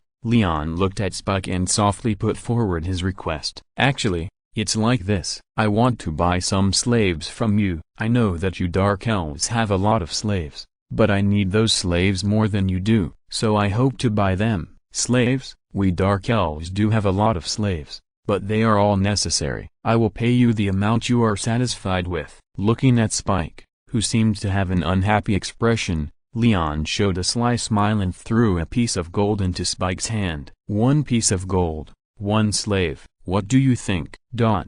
Slaves are a necessity for our Dark Elves. We only have slaves from the Dark Elves, and we have never heard of selling slaves. You are insulting the tens of thousands of years of history of the Dark Elves. You must apologize immediately. Although he wanted to say so, Spike swallowed his saliva and stretched out his palm when he felt the heavy weight of the gold. Happy cooperation? Happy cooperation. Both parties smiled and shook hands, feeling each other's infinite sincerity. 10 more chapters are delivered. If you don't like it, then I will send more than 5 chapters at 6 o'clock in the future, okay? I guarantee 10,000 words a day. Please promote and support me, I really beg you. If you're listening to this novel on a channel other than Fanfic World, it means they downloaded and uploaded it without effort. We cordially invite you to visit our channel, Mundo Fanfic Novelist. There you'll find the original version of this story and you can explore many other novels of various genres. We are waiting for you to immerse yourself in a world of incredible novels. Chapter 89, Opening of Trade Routes. It must be said that the Dark Elves,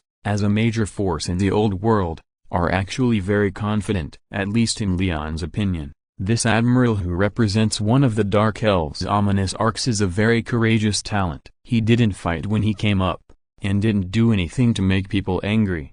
He just honestly communicated with each other, and then left after confirming the trade relationship. This is completely different from the Dark Elves who often kill each other and put slaves in the arena. Perhaps there will be some mavericks in each population, such as this Admiral Spike. Even in the cesspool of the old world, there will be more or less some normal people with perfect minds, although no one really refused the price proposed by Leon. Of course, this is also one of the confidence of Leon as a lord in the chaotic wasteland. On the civilization interface, the mining of gold mines and precious metal minerals is close to exhaustion. The old world is one of the most primitive worlds, and all the populations on it have lived for tens of thousands of years. The mining of various resources and excessive wars have led to the inability of the old world to improve its technology. This is because precious metals and chemicals have become very rare, and the chaos wasteland after purification, such as Leon,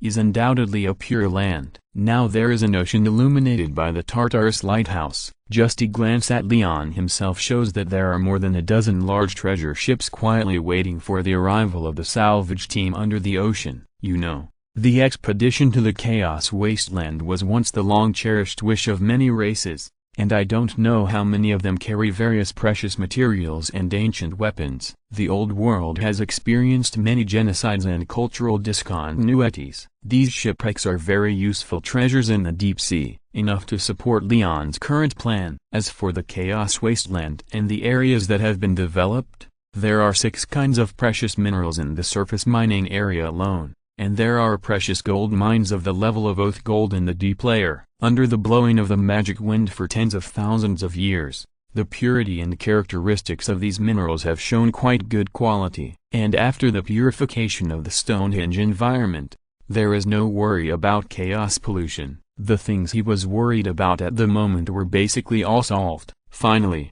he could enter the fast lane of development. You have completed the opening of a trade route. The trade route between Slave Islands and Sage Beach of Admiral Spike of the Evil Omen, Arkansas. Main trade content: 1 human slave in exchange for 0.01 unit of gold. No restrictions on both sides. You have completed the opening of a trade route. The trade route between Hope City and Sage Beach in the Frozen Sea. Main trade content: bulk materials in exchange for gold, calculated based on 3 to 10 times the market price. If there are special needs for materials, you can trade with 100 times the gold. The ocean trade route has been opened. Please pay attention to maintain your trade route at any time to avoid the occurrence of trade route blockage accidents. Every trade route is a blood transfusion tube for civilization. Please be sure to maintain your trade fleet. Through remote control of the player's behavior, 2 trade routes have been marked on the map, and the Slave Islands of the Dark Elves were also shown in their appearance. From the map, it looked like a piece of rubble that had been smashed and thrown out, scattered around the capital of the Dark Elves, Nagrund. Several ominous arcs were wandering around, as if they were guarding something. On the approximate mark on the map, Leon also saw Admiral Spike, who had communicated with him, appearing around, and had some exchanges with other ominous arcs and Dark Elves. After that, Leon quickly saw the prompt that should appear in the prompt bar. The follow-up impact of the Sea Elves War began to spread in the old world. The performance of your fleet in the Sea Elves War has been observed and recorded by the following populations. The underground kingdom witnessed the fission of the world wound in the sky into a psychic eyeball, and observed 4 aerospace battleships. They were shocked by this and prepared to move completely. You will no longer be able to contact the underground kingdom in 3 days. The bards of Britannia witnessed the entire process of the Sea Elf War. The opera from the abandoned bards described the miracle of the second sun rising on the ocean that day. This wonder, called the Second Day, was proven to be a man-made miracle, and your reputation has risen sharply. Britannia will prepare to contact you. Norse witnessed the wonder of the lighthouse of Tartarus. All Norse people firmly believe in the greatness of the land of descendants. They began the real Norse migration and prepared to merge with you. Norse integration speed has accelerated. The human empire, elves, lizardmen, southern kingdoms, and dwarves have all observed the fluctuations you have emitted, and now they have lit up the views of these local forces on you.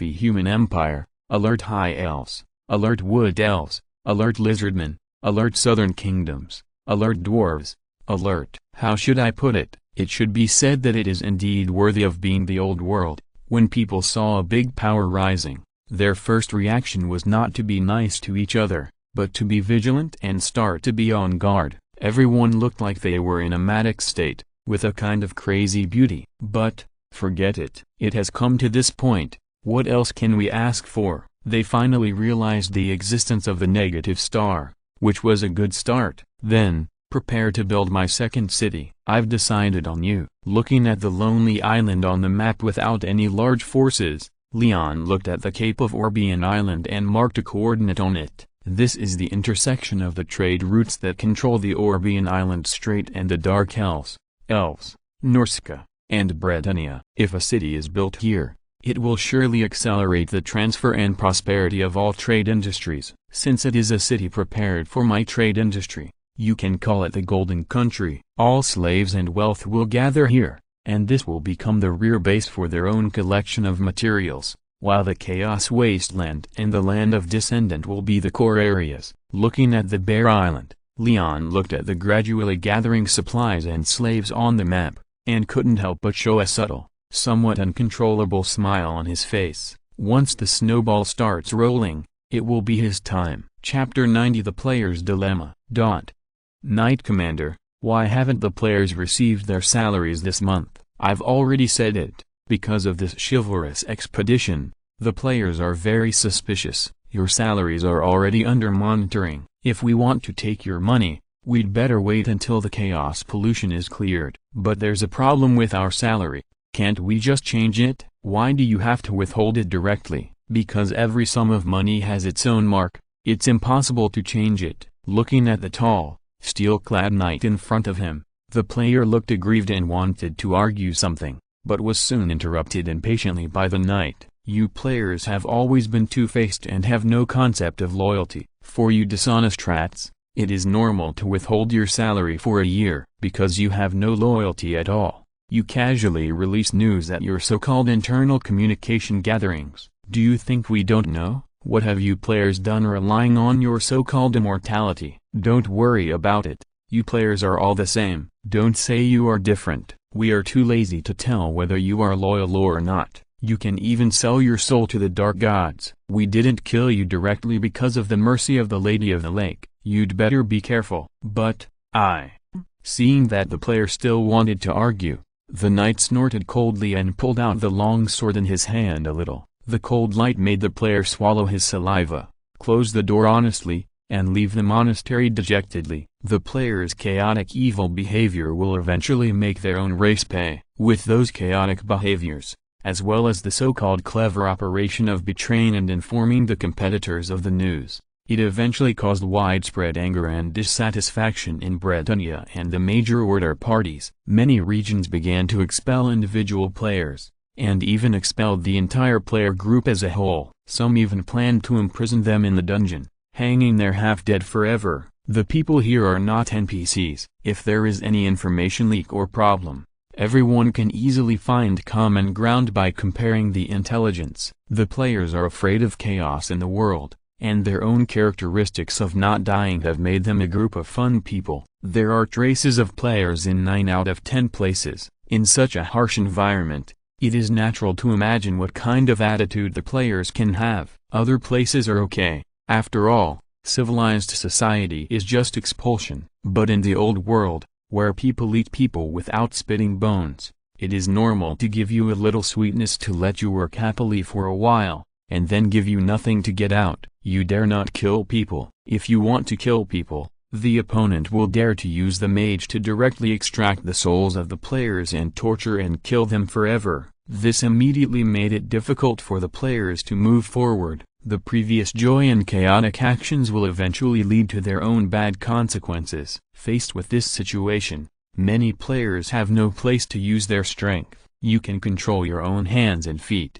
Can you control the hands and feet of other players? Many players come in with a natural sense of superiority. What's wrong with rummaging through boxes and cabinets to take some of your things after helping with work? Fortunately, it is still difficult to identify players. Generally speaking, it is impossible to just find someone and chop off his head to prove that he is a player. After entering the latent stage, a small number of players still successfully settled in the city and even became influential people. In this case, these people have become a shelter for players, and only in these places can there be real news. Pushing open the door of the underground tavern, the young player looked at the familiar bartender wiping the wine glass and sighed a little tiredly, and listed 3 large coins. You have been wiping the glasses here without thinking about anything. Give me a glass of beer, and it must be good. Oh, I don't mind if you want to be a bartender, but are you willing? The bartender didn't seem angry.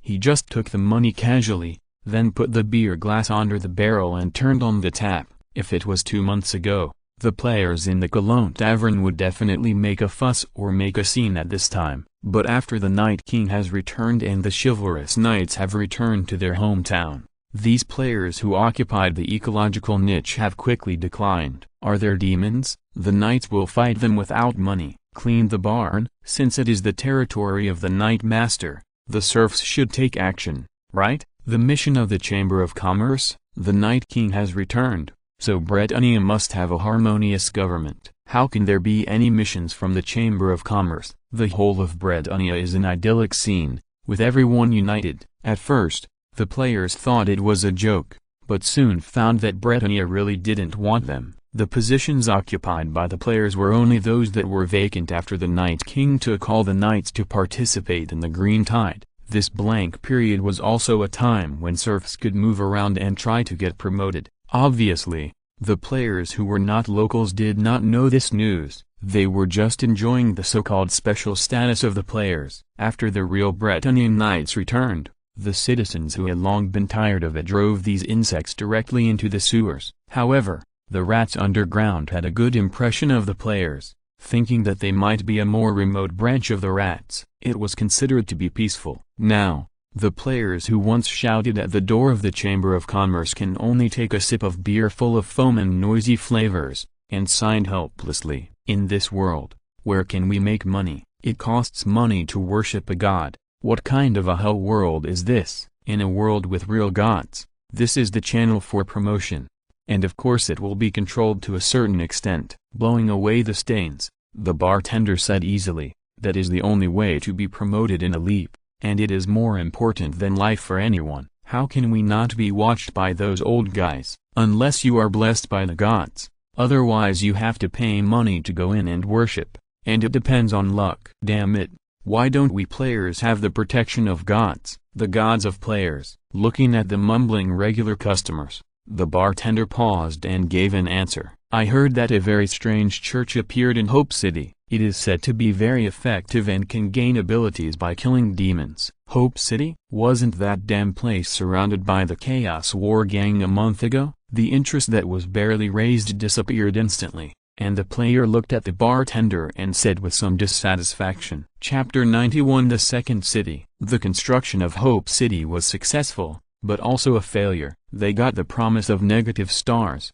and even had a trade route with negative stars, a large NPC force. It can be said that they had a very good performance, but the problem is that their location selection is a bit too bad. Above Duong City, at the end of the bay behind the Plague Hero Pillar, with Chaos Dwarves on its back, Chaos War Gang in front, Skaven next to it, and only the dwarf Duong City and Kislev border that were unwilling to join them on the side. This for-war land was considered a good place when everyone didn't know it at first. After all, from your feeling, there is really nothing wrong here. It is beautiful, and the people are also very nice, and everyone is very enthusiastic. Nothing happened during the construction of the city. There was even a large NPC force that took the initiative to come and make friends, and even gave real blessings and power. No matter from which angle, Hope City is a very perfect place to build a city. Then these players were trapped by this damn Hope City.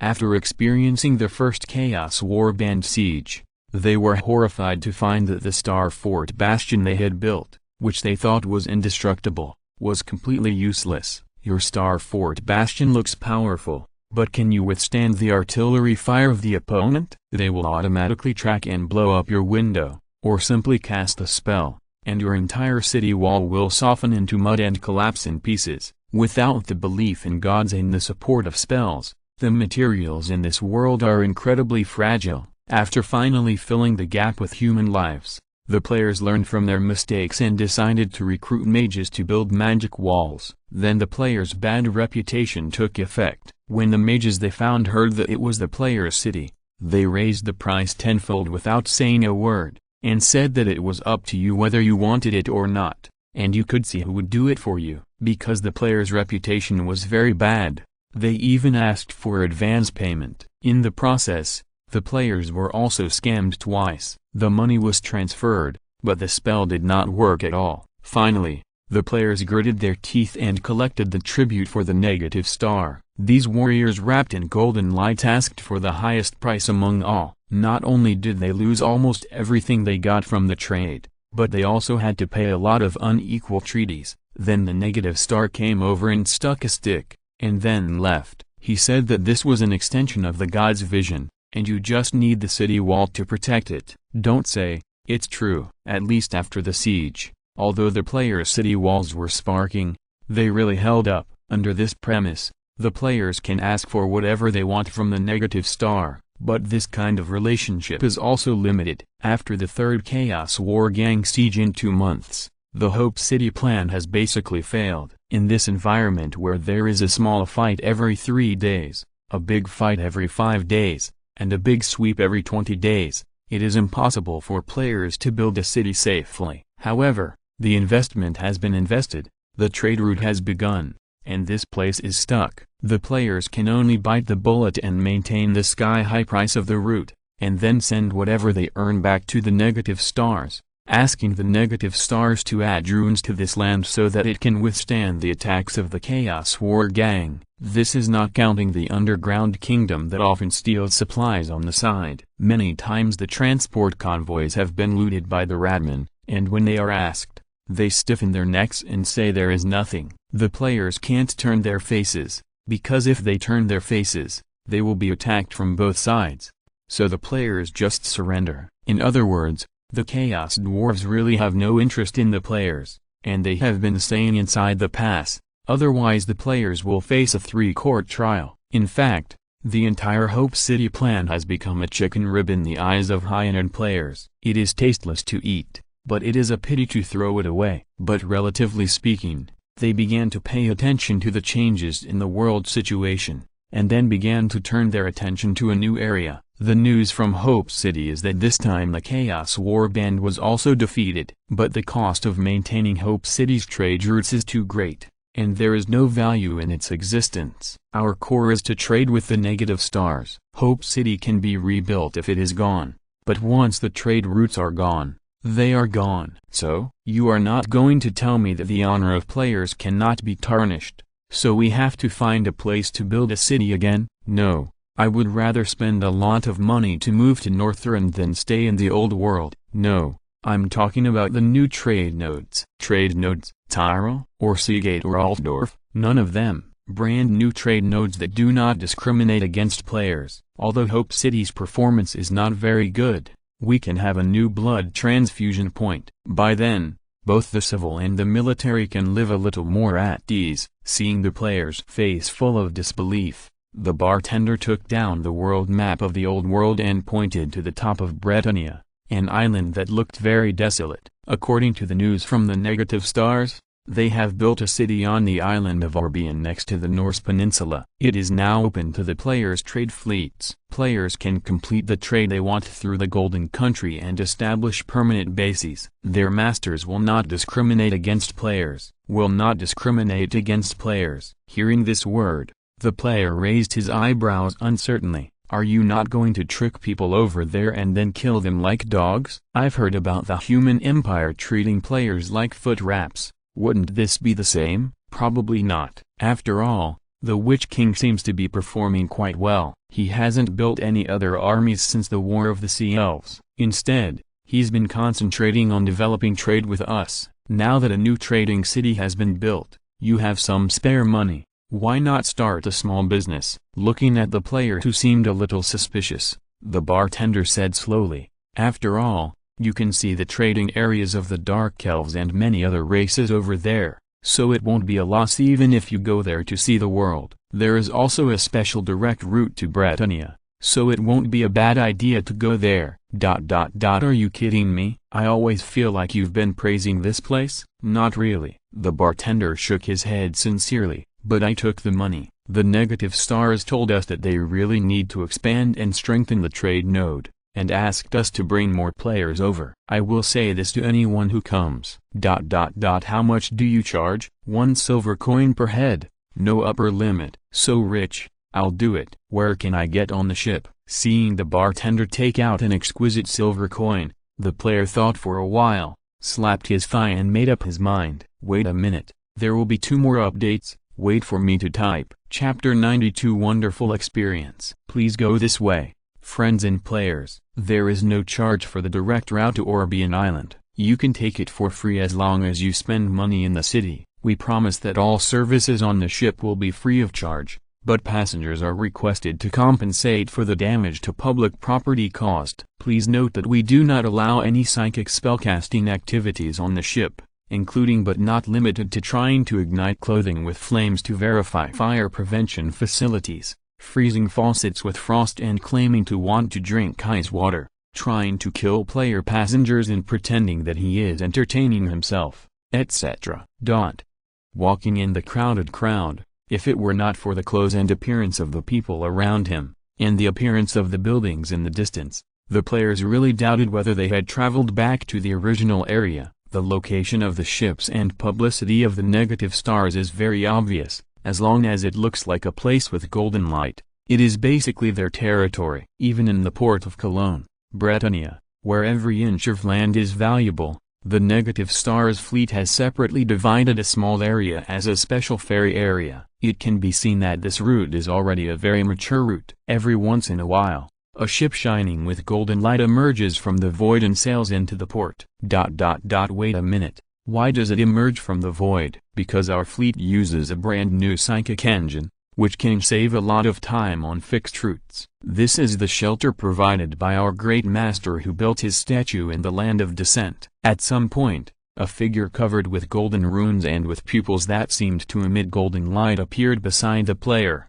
startling him. The tall figure seemed to see the player's confusion, pointed in the direction of the ferry, and walked away on his own, and the player somehow felt that this tall figure seemed to have no ill intentions. Gold is the unique color of the negative stars. Compared with Britannia with its fluttering ribbons and the red and black human empire, the pure golden negative stars look more sacred and noble, and even people will bow to show respect when they walk on the road, because their posture looks too majestic. Even though there was a player who suffered discrimination outside, the tall negative star did not say anything else, but just cleared the way in front and guided the player to the ferry. Negative stars always have good intentions towards everyone, and we hope that the world can be closely united. And it is because of this idea that our great gods have developed a new technology in their statues. It can propel ships to glide briefly in the subspace under the guidance of psychic torches. This glide may only last about 0.01 seconds,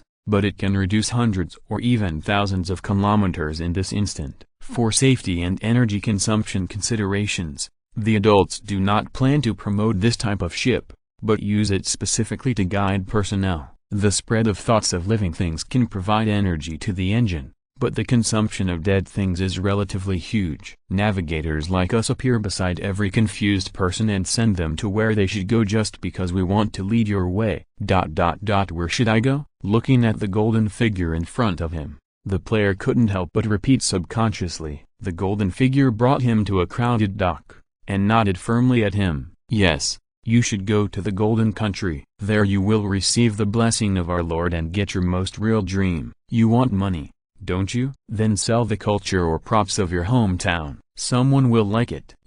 Looking at the golden figure, the player was about to say something, but the tour guide nodded quickly and disappeared into the crowd in the blink of an eye. Then, as if appearing beside him, he saw the golden figure instantly appear beside another confused female player. This golden figure seemed to have a natural and wonderful temperament that could make people believe what he said and did. Just by listening to his sincere words, the player felt that his words did not seem to be false. Anyway, since he was here, why not go and take a look? Looking at the escalator in front of him, the player gritted his teeth and walked up. Just the moment his feet touched the ground, he felt a very special feeling, just like the weightlessness when the player himself was teleported. There was a very unique feeling of a slide. It was just a walk from the outside to the inside of the cabin, but it seemed like two worlds apart. The player subconsciously looked up and looked at the structure inside the cabin. It was just a ferry used to transfer people, but the furnishings and decorations inside the cabin were still extremely luxurious. The golden aesthetics of the negative stars are everywhere, and with all kinds of gilded decorations. People seemed to be lost in this luxurious maze, and subconsciously walked forward a few steps, and an empty box quietly opened the door frame. The words "Please come in" Britannian appeared on the white door that looked quite solemn. This set of automated facilities really made the player feel a terrible shock. The contrast with Britannia is like a medieval city suddenly arriving in a modern metropolis. Although it is clear that this cannot be a modern city, the soft sleeper sofa in this box, the exquisite-looking dining table, and the food in the small frozen area all prove the beauty of this environment. He even saw a small bathroom and a soft white bed inside the box. Does the negative star really have too much money to spend? Sitting on a sofa as soft as modern industrial furniture, the player couldn't help but have some doubts in his mind. The next moment,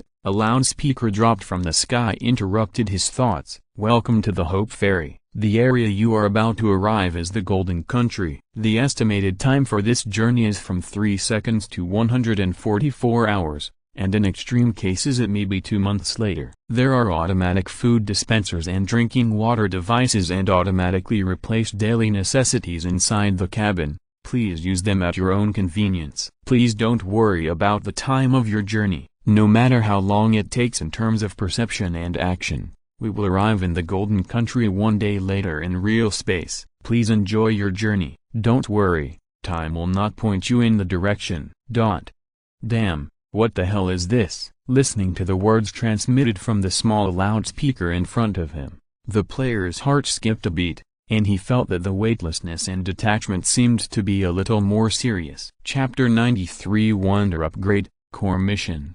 You have built the Wonder Apollo statue. Magic. Artificial wonder, self-manifestation. This great sculpture was built with the appearance and concept of the negative star Lord Leon. It stands between the valley and the coast, and complements the Tartarus lighthouse. The faith and psychic power of all people give this huge sculpture unimaginable capabilities, allowing it to solve its most urgent problem, logistics speed. Wonder features. After the construction is successful, the builder will choose a civilization content to make a wish, and get different props, technologies, and bonuses based on the piety of the members in the faction. The wonder feature you get is, population transfer. When carrying the population who want to reach your area to sail or migrate in the subspace, their speed will increase by 300% from an unrealistic perspective, and may also cause self-cognitive dissonance. It is recommended to use technology to reshape the magic. You can build related units to make up for and smooth it out. You have built the Wonderbilum Tower. Magic. Artificial wonder, Golden Tower. The Lizardmen once had a wonderful strategic concept in the era when the old saints were still in reality. If the power of the subspace is used, it is channeled out and then gathered and released in the sunglasses. A bombardment that can sink ships can be completed. The old saint praised this idea, but reminded that if there are no coordinates, the artillery attack will be random. The world of psychic energy is completely different from the material world. This is a warning. Wonder features. Each cycle of your trade fleet will increase a certain amount of magic income for your city. All ships entering the sea area of your faction will be locked by the Golden Tower and light up the subsequent vision. The Golden Tower's own effect. Create 3 flaming bombardments per minute, causing a structural value of 50,000 and an armor-piercing damage of 1,500. In the absence of coordinate guidance, it is randomly released within a radius of 50 kilometers. If the enemy does not have anti-space settings and is guided by coordinates, it can be released instantly into the enemy fleet. The Golden Country. 2 months after Leon's full support for the construction, this corner that could only be regarded as a garbage can for the entire civilized world at the beginning finally appeared with brilliant light. On this island of Orbion, it is actually not as uninhabited as Leon imagined at the beginning. In this huge island, there are swamp monsters, rebellious knights and serfs of Britannia, ancient druids in hiding, and some vampires and undead troops from nowhere. Of course, at the beginning, the existences on these islands did not welcome Leon's arrival. The construction of the Golden Country was very unsuccessful. Then, after mobilizing the aerospace warships for 3 rounds of bombing and killing all the movable things, the Golden Country could be truly built. In 2 months, Leon was able to build a complete system for expeditions to the Chaos Wasteland from scratch in the polar region. Now, with the help of many heroes and trade routes, this area defined by Leon as a rear port is naturally changing day by day. Golden buildings spread across the land like mushrooms after rain in just a few days. Wide streets, smooth traffic order, well-built ports, and long-prepared, pre-divided trade zones for various races. The entire Golden Country is like a city that appeared out of thin air for other races, and it seems to have become prosperous in the blink of an eye. But in Leon's eyes, this Golden Country still has a long way to go. Golden Country, a city belonging to the Negative Star faction, permanent population, 14,252 subordinate outposts, Far Lookout Point, Golden Fort, current trade routes, 7 Hope City, Slave Islands, Tyrol, Marienburg, Cologne, Lothern, Hull Peaks. Daily income, equivalent to 145 units of gold, 780 scientific research, 496 culture for a trade core that has been built for 2 months. The Golden Country is an unimaginable miracle. It relies on the absolute population exchange speed and faster logistics methods, which has a fatal attraction to merchants of all races. Countless bulk goods and fresh products are sold in the Golden Country, and then sent to the nobles and certain special groups who are in urgent need of these fresh products through high-priced transportation. Many props from the Dark Elves, precious jewelry from the High Elves, leather from Norska, cultural products and aesthetic props from the other world provided by players, are then spread to the downstream trade area below through the logistics route of the Golden Country. Even if it is just a simple tax collection, the Golden Country has made a lot of money. As for why no one chose to use some extreme methods to attack the Golden Country to maintain the value of its own route, in fact, there was a beginning, but everyone soon found out that the 4 warships hanging in the sky that night were not for display, and the territory holder himself was an unimaginably powerful wizard. Under such circumstances, the Golden Country was naturally established, and Leon also took the opportunity to build a lot of buildings to fill the gap between the municipal and population needs of the 2 cities. But now, all this is not what Leon is most concerned about. Leon is most concerned about the steel ruins in front of him. When I first arrived here, the entire steel creation was buried deep underground, and I couldn't see how huge it was. But with the completion of the construction of the Golden Tower and the maturity of the security conditions of the 2 cities, Leon began to clean up and repair the ruins of the ancient saint where he had been staying. But now, Leon found that his past thinking might be a bit shallow, because the ruins of the ancient saint are probably not a large base built on the ground as imagined, but a huge, unimaginable tower that is directly poured into the ground, which has the current result. And they definitely did not leave intentionally, but left in a hurry. 120,000 magic units, 4,000 steel, and repair building blueprints, treasures, have been provided. The second phase of the repair task of the Ancient Saint's test area has been completed. The fitness area of the Ancient Saint is now open. You assign anyone to do fitness exercises inside. Within 24 hours, it will be guaranteed that the athlete's physical fitness will increase by 1 to 3 points. Invalid after exceeding 20 points. Only 200 people can enter at the same time. The third stage of the restoration mission of the Ancient Saints test area is open.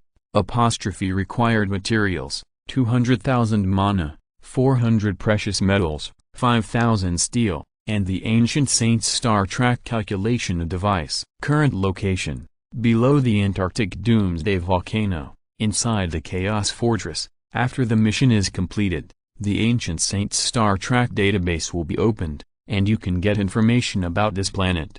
Well, just like the editor said, fly over it at a low altitude. Anyway, update 10,000 words a day, work hard. Chapter 94. This spectacle is unnatural. In fact, from the very beginning, Leon had already noticed the unnaturalness of this planetary wonder. The test area left by this interstellar civilization is not as imagined, full of various high-tech. On the contrary, many places in this test area can be sorted and manipulated with the knowledge that Leon understands, and even repaired with understanding of the principles. After all, having magic power can repair, and it also means that Leon himself knows how to repair. Otherwise, the system would not be able to give such a prompt. For example, the repair construction blueprint is actually an unnatural space compensation measure for the existence of subspace. The power of the anti-timeline can be used to make up the scars of the past into an undamaged appearance.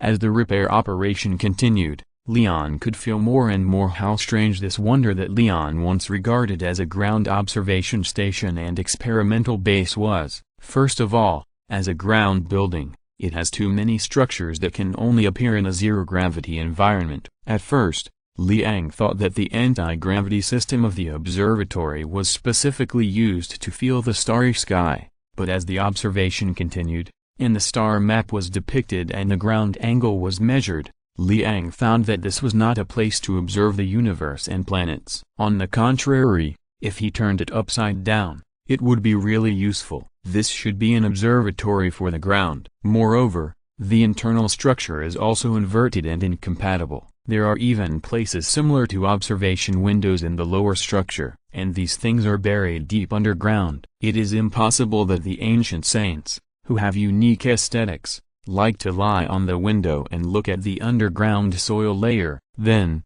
during the repair process, Liang used magic to roughly explore the existence of the entire block and found that the entire wonder was locked in the earth by a strange gravity, and there was no way to pull it out directly like pulling a carrot. Moreover, most of the areas are not in the state of natural compression and weathering caused by abandonment. It is better to say that the creation of the ancient saints is immune to the possibility of natural weathering, and it has been underground for many years and is still smooth as new. But in this case, the distorted blocks that need him to repair become very suspicious. If it is really a surface building built by nature here, why do many connection points and structures on the blocks show radioactive wounds after being torn by external forces or exploded? Finally, there is the prop needed to repair the wonder, the ancient saint's star track calculation device. This is not something that can be made by any current internal technology of the planet. The required construction conditions are not even given at all, but a red sign that it cannot be built at present. Whether it is the existence itself or the technology used, Leon cannot understand it. According to common sense, even if it is a preliminary problem that requires psychic power or some magic, Leon will not be completely unable to understand it. If he can be completely unable to understand it, it can only be a core technology product of the interstellar era. But how can such a core technology product be lost? This is unreasonable, and it seems that there is something wrong. Looking at the map currently provided by the players, as well as the huge circles and various races living in them, Leon vaguely feels that there seems to be something wrong brewing inside. As for the size of the planet, Leon is actually not surprised. After all, although it is a different world, judging from the arc, the moon, and the ruins, it is still within the scope of cognition. But the huge ice wall that divides the large area, the abyss and the supernatural storm, that is not something that can be explained by normal logic. Now this ancient saint ruins buried deep underground has also proved that everything inside is not as simple as Leon imagined at the beginning. So what should be done next? Faced with such a wonderful thing, should I continue to expand my sphere of influence in the Arctic ignorantly, or do something that I think is meaningful? Of course I will check. Of course I will continue to expand. Facing his own table and the fact that the industrialization points have begun to advance rapidly, Leon did not have any so-called fear in his heart. It is better to say that this is better, this is just right. If all the great deeds are completed so quickly on a planet, it would be boring. As a true master of civilization, Leon's desire for these new things is far beyond the understanding of normal people. He can continue to develop, but what he wants to see more is the leapfrog progress. Like now, the Golden Country and the Land of Descendants have gradually been on the right track,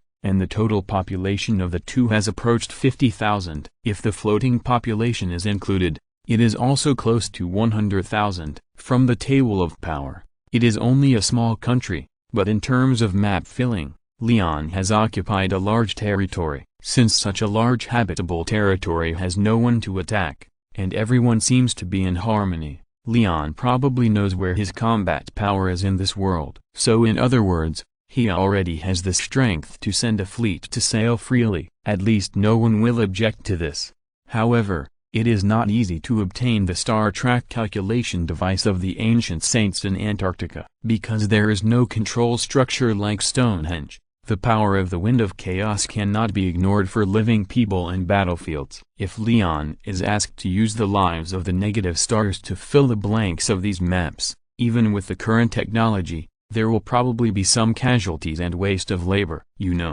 His pale army has already suffered a certain degree of damage in the chaotic wasteland. This means that the demons and supernatural beings occupying both ends are not as vulnerable as imagined. In the past, they might have just played around with a small group, but with the opening of the Golden Country, many other groups began to take Leon seriously, and the negative stars were truly on the stage of power. When they were in the wild, everyone played around with them and didn't bother them because they didn't deserve it. But now that the negative stars have appeared, everyone must take a closer look at what's going on. But this is also good, because after thinking about it, Leon found that there is indeed a very good option. Oliver, my lord, I'm here. Draft an order for me. I will provide ships and supplies, and let the players go to Antarctica to help me measure the environment and geographical conditions. If some wonders are discovered, I will have more rewards. Just pass it on. Yes,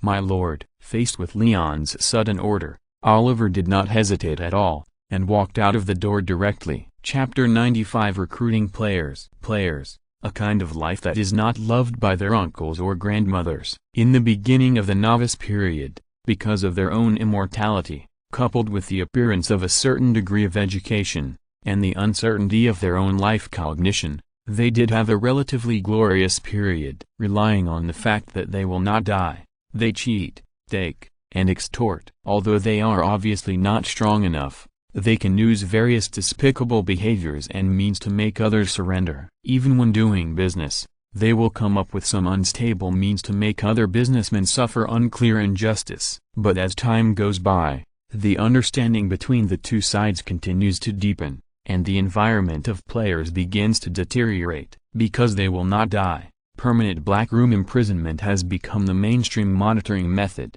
Some extreme areas even lock human heads in black boxes, and after continuous suffocation, use weapons to cut the flesh to create things like meat processing plants. And this kind of thing will not cause much complaint. The dirty deeds of the players have reached a consensus during this period. The arrears of player wages and the seizure of player industries have become a behavior that will not be punished by law. Since the player community has no allegiance to any country or lord, they will naturally not be saved or regarded as citizens. They have no rights, no interest protection, and no matter what guild or environment has problems, the player area will be swept and cleaned up at the first time. Because players are naturally not trusted, they are considered to be pests that can be thrown out. Especially when players share secrets, almost all populations will not trust even any player. They believe that the knowledge of players is common, so there will be no secrets if the news is leaked. Educational institutions such as libraries will close their doors to players,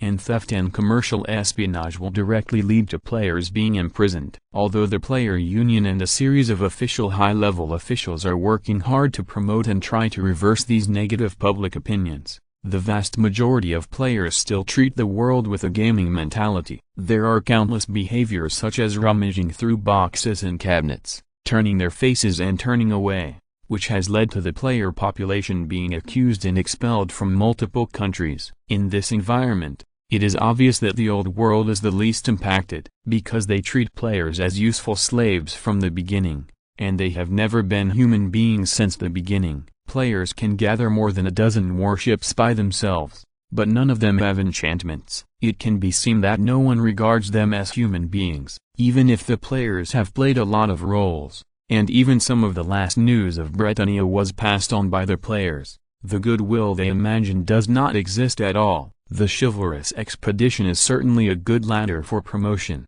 but the premise is that you must also be a human being. After returning from the Badlands, the Night King looked at the information about the second sun in the landing place, and then announced that the existence of the players is more of a natural phenomenon than life, so there is no need to do anything to them, and the promise is effective. It is the nobleness of the knights. In this case, their environment can be said to be difficult. Only in the Golden Country, where even swamp monsters can come to trade, can the players feel that they are really alive. At first, I thought that I could do a great thing by descending to another world, leaning on the railing, looking at the psychic torch that never falls outside the golden country, feeling the beautiful scenery that seems to render the entire ocean golden. The player sighed and felt bitter in his heart. After 3 days on the ferry, the player finally arrived at the golden country. It was just as advertised, and there was no discrimination against the identity of the player. Even with all the player's savings,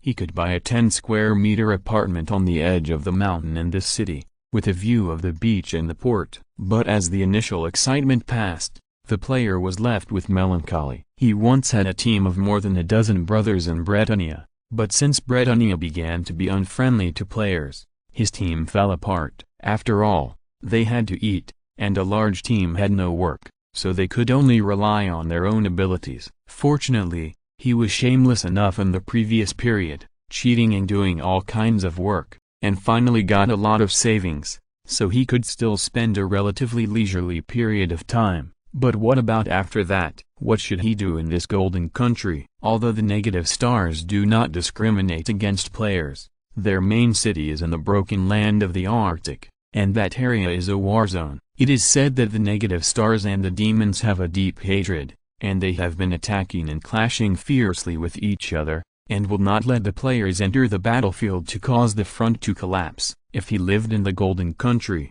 he would not be able to join the trade fleet where the players communicated with the negative stars. They were all officials and top figures, and they were credible. He felt that those players who were exploring the surrounding waters and digging for shipwrecks and treasures were not good enough, because he did not have enough money to buy a treasure ship, but he felt that being a frogman was not suitable. As for the large player guilds that expanded into the interior of Albion Island, he was not a player in them, and he could not open up a player village. As a result, he hesitated day by day, and finally, like now, he could only lean on the railing to blow the sea breeze, look at the golden torch, and feel that he was in crisis both in reality and in the other world. But just when he ate the third squid strip, there was a knock on the door. "Who is this?" "Hello."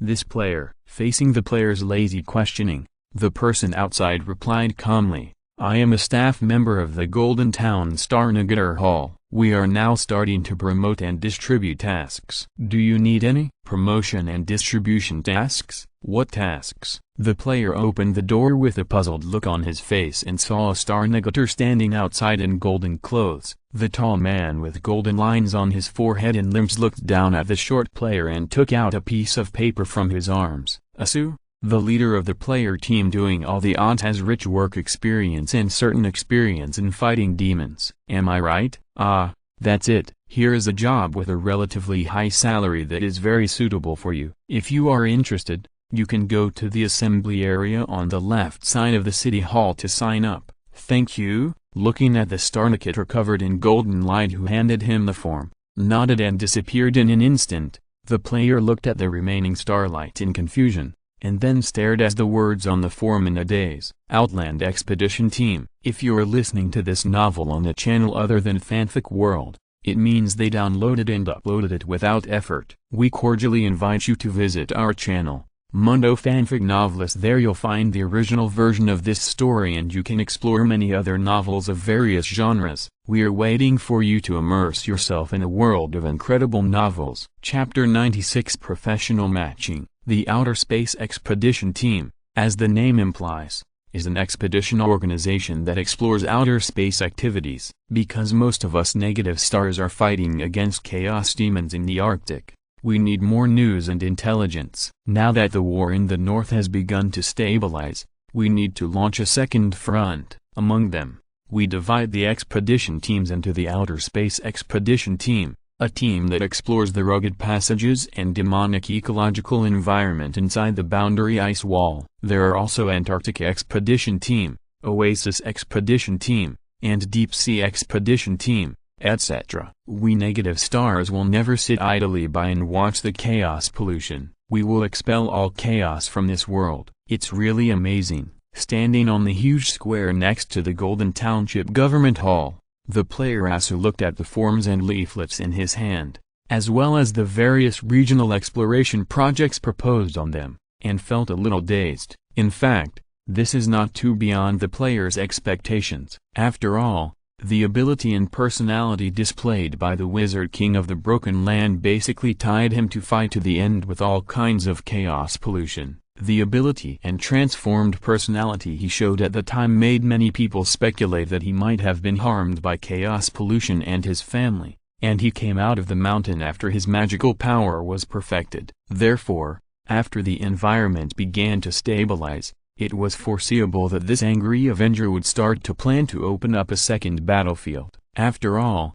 it was impossible for so many materials obtained from the trade to disappear out of thin air. They must have been digested by something. The final result should be the composition of the 4 off-domain expedition teams that ASU saw at present. Because they were players, the largest manpower was not considered much. All of them were full of materials and detection equipment. Let me see the salary. Each player will get a fixed salary of 1 silver coin per month. Once a demon gathering place or a small or medium-sized artificial plot is discovered, all players in the area will get an extra silver coin bonus. If a large city or demon portal is discovered, a gold coin will be awarded. Any living demon that is captured and sent to the Stonehenge will receive a gold coin as a bonus, and additional gifts will be given according to the size and function of the demon. If the player can establish a permanent gathering place and it lasts for more than 2 months without being damaged, the town will receive a development kit worth 1,000 gold coins. As expected of a madman for demons,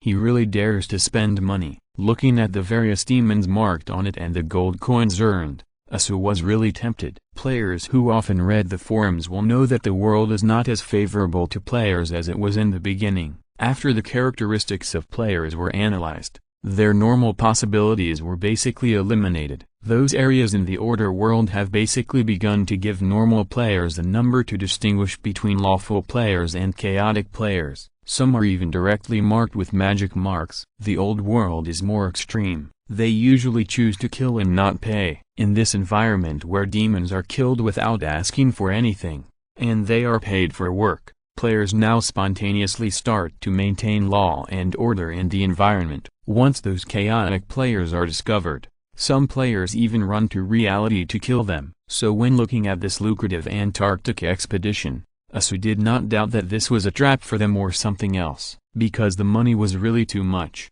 He really needed it. But I heard that demons seem to have the spell of extracting souls, and those monsters are not something we can fight against at all, right? Wouldn't it be dangerous to join such an expedition? If we encounter demons, will we really die here? What's there to be afraid of? The worst that can happen is that we will disappear for a year. It hurts a little bit, but this salary is not available everywhere. But it will really hurt.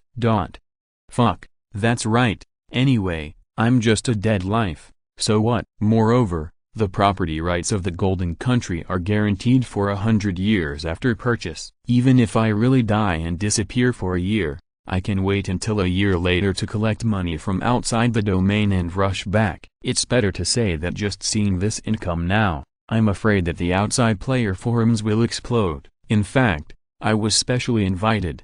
Maybe I can get a higher income as a team leader. A mere Antarctic expedition is as easy as pie. After writing his name on the form without hesitation, ASU went straight to the management staff to take the fast track. After seeing the special form, the responsible management staff quickly took him to a relatively empty hall. Looking around, there were already dozens of players sitting sparsely. They were basically players with some reputation in the Old World, or players with a record of hunting demons. Sitting on the chair, ASU was extremely glad that he had accepted the task in the barn. If he hadn't had a record of killing demons, he would probably not have been able to sit in this circle of high-end players. And soon, these players started to communicate with each other. Everyone was smart, and they all knew that these players here might be the leaders of major expedition teams in the future. There was nothing wrong with getting to know each other, saying a few nice words, and recognizing each other's appearance. Even many well-known bigwigs on the forum have hooked up with each other. But for ASU, who used to be a little transparent and a city person, the scene in front of him made him a little embarrassed. After trying to talk several times without success, he sat on the chair with some regret. However, at this time, a hand suddenly reached out and patted his shoulder. "Why don't you go and talk to them? but stay here alone. A player walked up to Asu and sat down next to him, looking at him and smiling. You should know me. It's better to say that there are many players who don't know me, fortunately, otherwise I wouldn't be here. You are. Asu blinked at the face that seemed familiar. The player in front of him smiled slightly. The unlucky guy from Norska. The unlucky guy from Norska who was outside shouting to save me. I'm Leon. I was brought to the Golden Country by the Norskans a while ago. Now I'm a free man. In front of Asu, the player who seemed a little thin and malnourished grinned and stretched out a hand. Nice to meet you. I hope we can have a good future in the future. Ah, yes. Nice to meet you. Looking at the seemingly overly friendly Leon, Asu shook his hand in a daze. Chapter 97 Antarctic Expedition Team, secretly attacking Chenkang. Shocked. The negative stars actually did this to kill the demons. All players in the old world, assemble. I have something to announce. I am now the captain of the off-world expedition team. Overview of the surroundings of Obion Island and the location of the player guild. Don't covet the rivers and hills. There are 4 traps waiting for you here. Swamp monsters, vampires, and wandering knights. And there is one that is even more deadly. Bastard negative stars. Give me back my life. It was clearly agreed to be a week, but I stayed in there for 3 months. Do you know how I spent these 3 months? I was flirting with the girls in other cabins every day, but suddenly we arrived at the station. When checking the tickets, they said I was a player. How should I live? I got off and was hacked to death. Daily thought, did I give him a face? Who has seen the Cloud City of Erathia? I have a task here to find the Cloud City. An uncle with a strong smell of sulfur told me that he planned to put his friend's backpack in the Cloud City. He would know it by patting the backpack and pressing 2 buttons. The reward for this task is quite high. Does anyone know where Cloud City is?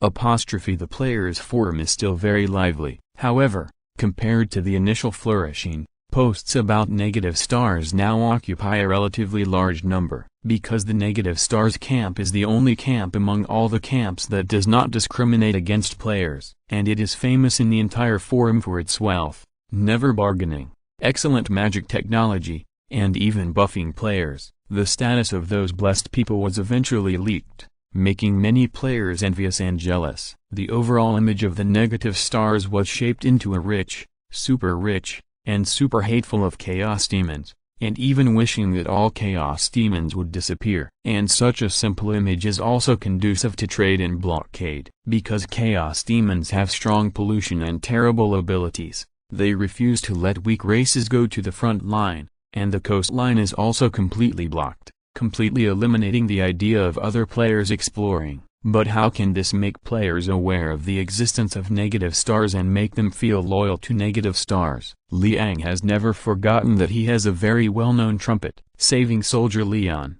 Although the players gave up on him, Leon himself has not given up, and even turned a disaster into a blessing. Such a script has been formulated some time ago. In the era of the Norse migration, he completely forged his own trajectory, pretending that the Norse people brought him to the land of descendants as a harvest, and then because of being sold, he became a staff member of the Golden Country by mistake, with a temporary establishment. Leon deeply understands that in order to mobilize the enthusiasm of the players, not only interests and various temptations are needed, but more importantly, a role model. A benchmark that looks good, a benchmark that seems to be obtained with only an opportunity. Only in this way can these players be completely mobilized and exert unimaginable enthusiasm. So after confirming that the Antarctic expedition team was ready to go, Leon began to operate his own trumpet. From the 200 square meter private room issued by the official, to a series of negative star suits and various living supplies close to modern life issued by the government, as well as the opportunity to visit the land of descendants and so on. Because Leon has blocked the way out, the negative star also announced that there was only this one accident and there would be no more in the future. Now Leon is not only the only negative star player, but also a symbol of friendship between the official and the negative star. But it is not a real communication channel. For communication, the negative star has a special trade officer to evaluate and test the players. Because Leon knows very well that he is a complete layman, It is always easy to make mistakes when laymen guide insiders. So Leon plays the role of a lucky player who has nothing to do every day after getting a job. For example, he shows off his 200 square meter house allocated in the Land of Descendants. There are also various wonders in the Land of Descendants. Even as a negative star, he can walk to the vicinity of the psychic lighthouse Tartarus at will to see the unimaginable results of the power of the subspace. Even this off-domain expedition team made Leon the supervisor of the negative star to monitor the players. And both sides of this matter are justified. The negative star doesn't want to care about the players, so it's better to let the players manage the players themselves. Liang also showed a completely hands-off attitude. He would not make any plans, but would just read from the script. In this way, with Liang's intentional matchmaking, both parties got what they wanted. The core of the off-world expedition team is the Antarctica expedition team, and the other teams are smoke screens. But it is impossible to directly say that you go to Antarctica, because this is inconsistent with the setting of the negative stars and the observations of other races. Once they are aware of what may be hidden inside the Antarctic volcano, there is a high probability that some unexpected situations will occur. So make more disguises, show more as if you are extremely angry with the entire demon population, and even want to cross-border hunt, so as to dispel the worries of other races. You can even earn a lot of impression points because of this behavior. You know, the old world suffers from the chaos demons, but few races and populations will really spend a lot of money to send people to the South Pole and the North Pole to confront the chaos demons head-on. No matter how much you hate it and feel that something is wrong,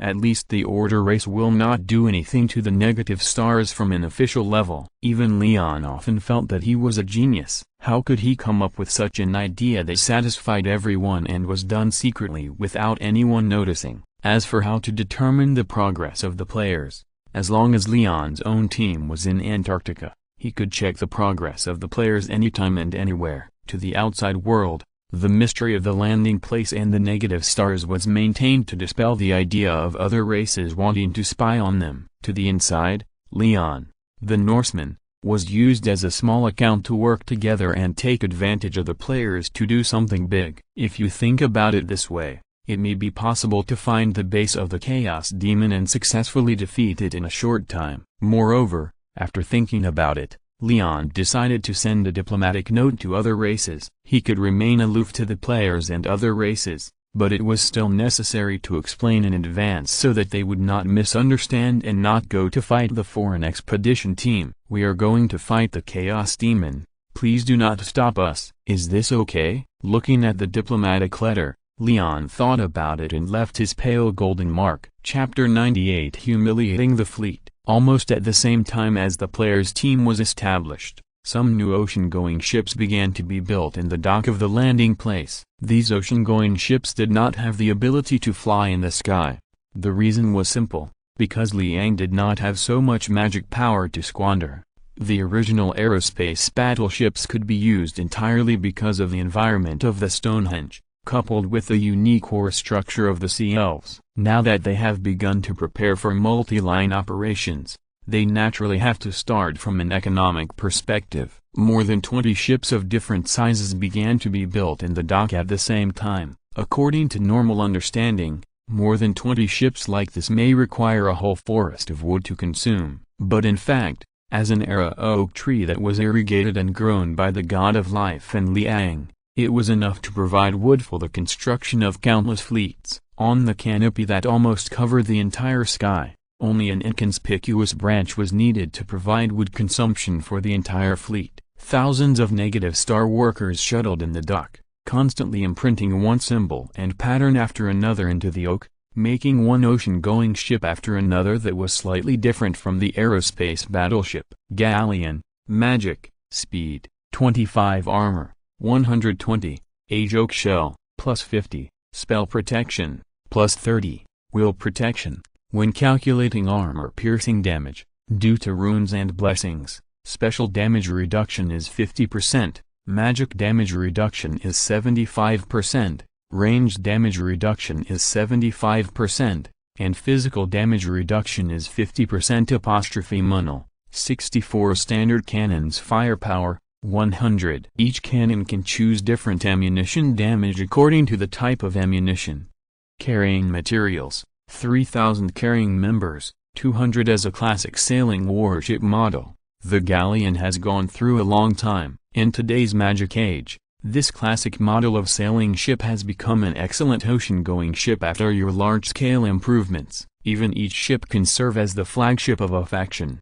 I can only say that the A-joke is a good thing, and the A-joke with vitality is even better. The A-joke with vitality and controlled by oneself is simply the most perfect thing. With such a huge vitality, cutting off some branches can even make new branches grow better and more perfect. The tree canopy that almost covers the entire sky is full of wood waiting to be pruned and cut down. Almost an entire ecosystem exists above the tree canopy, and the kingdom of those small creatures is even blessed by the god of life. As the trunk that carries all this, its material toughness and strength are far better than steel. That is to say, as the master of the wonder and with absolute control, Leon can pull wood from the oak of time all day long for shipbuilding. Otherwise, the ordinary industrial age can do nothing about this tree. More than 20 huge ships are being built in the dock, and all the gun muzzles are forged by the newly arrived Norscans. For these Norscans who have been besieged by the Empire for many years, artillery is the most familiar thing to them, and it is also a creation that they cannot understand at all. As long as a cannon is forged by their own hands, their recognition will rise rapidly. In just a few days, you can become a qualified negative star. This fleet, which carries Leon's development plan for the next year, continues to grow and spread, and one day it will arrive at the end of the world with the player's branch fleets to start exploring. As long as these fleets carrying Leon's will arrive, he will know the information of the ice wall and other areas. Although slowly developing in the Arctic is an option, how can you get more without exploring the planet? If there are some existences and materials that can trigger the evolution mechanism like a demon, that is what Leon wants to see. Fleet construction remaining time, 5 days. According to the confirmation of the psychic network clock in the fleet, the controller of the fleet is you. You can temporarily hand over various permissions, including navigation, firing, repair, abandonment, etc. to the members in the ship. Your city landing site is transporting various supplies to the fleet. Please note, these transported supplies will exist as the ship's own consumption units, and will not be used as consumable resources for the city. During the construction or production process, please pay attention to your own options to avoid accidents. According to the current situation, you can choose to build a great flagship with considerable consumption to prove the reason why your faction is the strongest. Once successfully built, the flagship will be regarded as a spectacle. Please adjust the blueprint yourself and prepare the materials needed for construction. The great flagship will serve as a symbol of the country. If it is sunk, it will have a great impact. Please pay attention. Great flagship. We don't need this kind of thing for now. When industrialization is completed and we begin to enter the steel age and the refining age, we can build a large flagship. But now is still the sailing age, and building a flagship does not seem to make much sense. What's more, the mission has not been completed. The surrounding environment is not very certain, and the materials consumed in building a great flagship are astronomical. The materials consumed in building a great flagship are enough to double the fleet in front of him. What kind of flagship is this? However, at this moment, a touch of white suddenly appeared in Leon's sight. A pure white fleet was straight through the chaos sea, raising a pure-color demeanor, crossing the ocean like countless dolphins, and arrived at the area covered by the psychic lighthouse. These white slender ships seemed to be shocked by the existence of the psychic lighthouse. They hesitated for a moment on the ocean, but then immediately raised their sails and headed towards the lighthouse and Fool's Beach. If the route remains the same, they will reach Sage's Beach in about 5 days. But who exactly is this fleet? Before Leon could wonder, the prompt that followed answered his question. The High Elves of Ulthuan have received your letter a few days ago. The elves believe that your letter has insulted the history of the elves, tens of thousands of years of fighting against chaos. They believe that this is a racial humiliation and ridicule. and that this is the most disrespectful behavior of lower creatures. But at the same time, the elves believe that your thoughts and actions are correct. Due to various considerations, the High Elves will send 4 Lothern Sea Guards to help your expedition team explore. At the same time, the High Elves also sent a carefully worded letter to express their distrust of you and their complacency in their fight against chaos. In the letter, they gave a map and a distribution map of the Wind of Magic, and asked you to pay attention to the following areas. In order to prevent you from having the wrong understanding of chaos during the event, they will bring the Hose White Tower Mage and Stargazer with them to help you popularize the correct elven magic, and they will try to ask you to take a more conventional and rational path to fight against the Chaos Demon. This is a humiliating fleet from the elves. Do you want to respond? Apostrophe. What is it saying? What do you mean I insulted the history of the elves, and then they decided to give me some support? Question mark. Looking at the prompts from the system, Leon scratched his scalp in confusion, not knowing whether this was a system error or nonsense, or whether the elves themselves were just so strange. Chapter 99 High Elf Meeting. White Tower. This pure white tower stands on the inner ring of the eternal gathering island of the elf, and it is always dotted with a bright, gentle and artistic glimmer. Countless elves believe that this tower is the place with the most magic records in the world, even more profound than the Mage Council of Violet, because as the place where the first chaos disaster fell, this is the front line against the devil. Countless mages used their knowledge and abilities to build this unprecedented spell fortress, and integrated their souls into this white tower. This tower standing on the eternal gathering island of the elf can not only serve as a power source, but also pull the entire eternal gathering island of the elf out of the ocean and float several meters in the air to isolate most monsters from attacking the elves' hometown. It can even read the flow of the magic wind of the whole world. Although this function sounds insignificant,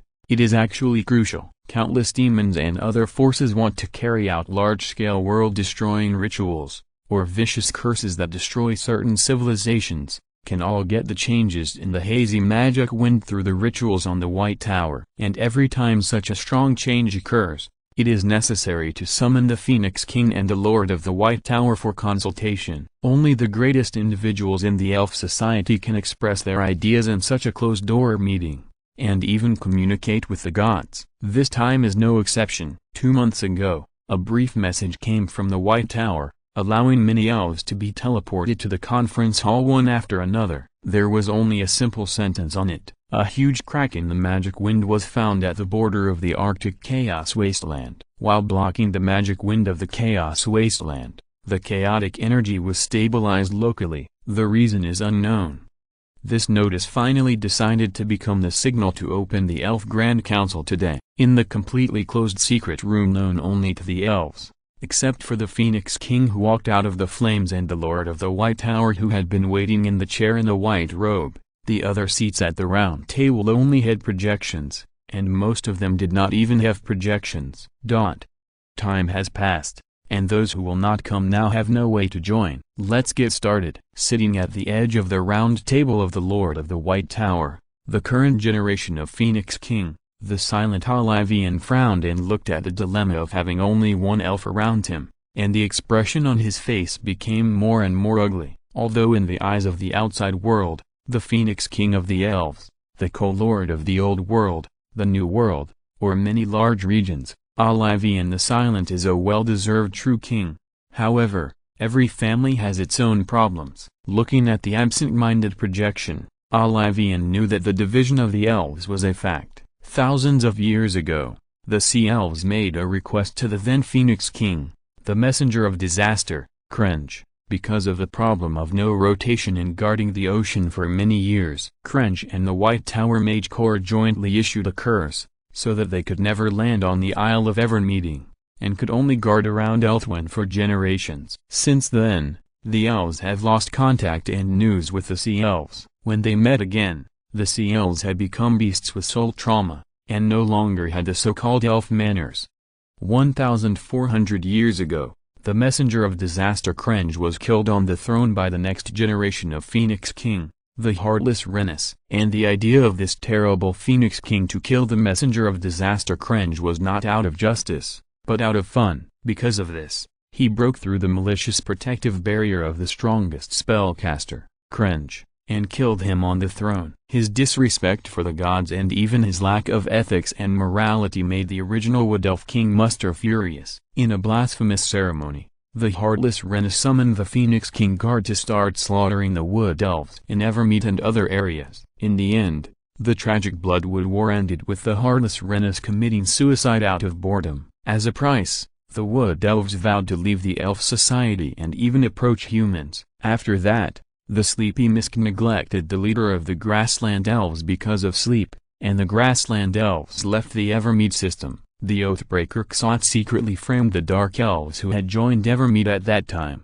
and the Great Schism began again. Now, on the entire Evermeet, only the current Phoenix King and the Lord of the White Tower use the legacy of the ancient elves to monitor and observe the world. Of the elf leaders who once filled the seats, only 2 have projections. The Mist Elves in the Outer Ring are responsible for guarding the Ever-Gathering Island, and the Sea Gate Elves are responsible for foreign trade at the Sea Gate of the Ever-Gathering Island. Only these 2 lords are willing to obey the call of the Phoenix King. In other words, apart from the Ever-Gathering Island, the Phoenix King and the power of this ancient heritage can no longer be used by any other elves. Looking at the 2 impatient projections on the huge round table, the Silent One sighed in his heart and unfolded the projection of the Wind of Magic in a business-like manner. Under the monitoring of the White Tower, the chaotic magic wind from the chaotic wasteland and volcanoes in the Antarctic and the Arctic blew towards the ocean, turning into countless violent lines and bombarding all over the world. Among them, the nodes occupied by the elves seemed quite well organized, and in other places where intelligent creatures lived, there were also networks composed of lines of different races and abilities. But only in the direction of the North Pole, a huge crack appeared in the area that was originally violently bombarded. The huge crack seemed to be 100 kilometers long, sucking in all the violent magic winds, and then evenly covering the land. This kind of magic manipulation, rather than magic manipulation, looks more like something violently punching a hole in the subspace, and then something is blocking the hole, forcibly creating a counterwave, calming the chaotic and violent energy of the chaotic space within 100 kilometers. This strange state can be said to be rare in the tens of thousands of years of historical records of the elves. In the data, only a few artifacts can achieve such an effect. According to the rules of the elves, facing such a strange scene, the Phoenix King must send the nearest elven army to explore and collect. But now, the Phoenix King looked at the projection in front of him and just asked calmly, "May I ask what the current sea conditions are around Ulthwone, Ever-Gathering Island? Can we lead the Phoenix Guard to that area for recovery and contact?" "I'm afraid not, Your Majesty." The ordinary elf supervisor wearing gold and silver shrugged in the projection. "I don't know what the sea elves are doing recently. They are having a good time fighting with vampire pirates in the ocean. Anyone who goes there will be hit by a few shells. The location you marked is just behind the battlefield, and our fleet cannot pass through." The Mist Fleet can, though. The elf in the mask nodded and said in a seemingly fair manner, "But you know, according to a special law from 700 years ago, unless the elves are facing a life-or-death situation, the Mist Fleet and the Mist Elves will never step out of the outer ring of Ever-Gathering Island. We cannot disobey orders." "Can you provide evidence that the elves are facing a catastrophe?" "Then, after the vampire pirates and sea elves are pacified, send a fleet there." "I obey your will, Lord Phoenix King." The elf in gold and silver smiled, and the projection closed in the blink of an eye. The masked elf also disappeared in the room. Olivia and the Silent looked at the empty round table, took a deep breath, and then slowly exhaled. "Vampire pirates and sea elves are fighting?" No one would believe such a thing. Either they are not fighting or they have already finished fighting. As for why they released false information, it's nothing more than the previous generation cut down the trees, and the next generation will suffer. "Your Majesty, in fact, Britannia has already carried out a failed chivalrous expedition to the Broken Land. The members were contaminated by chaos, but were completely eliminated by the controller of the Broken Land." The Lord of the White Tower looked at the disappearing projection and said casually, "If you need it, perhaps we can contact our human servants and let them take some special actions." such as contacting that strange wizard. We may be able to educate him not to use such barbaric methods. Then we can use the method of exchange to understand the magic in his hands. Human? Let those human servants do things? Are you kidding? I am very frightened, Your Majesty, the Lord of the White Tower said indifferently, but this rift exists objectively and cannot be ignored. What about the matter of the wind of magic? Just leave it there and don't worry about it. There is nothing to ignore. You don't need to tell me about some small fluctuations. I have seen this kind of thing. It is nothing more than an accident. It has nothing to do with the elves. I will go and see what these two guys want. After casually instructing the Lord of the White Tower, the Phoenix King rubbed his brows, looked at everything in the secret room with embarrassment, and sighed with some dissatisfaction. Although there have been drastic changes, the elves have long been unable to control all of this. It's just some changes in the natural environment,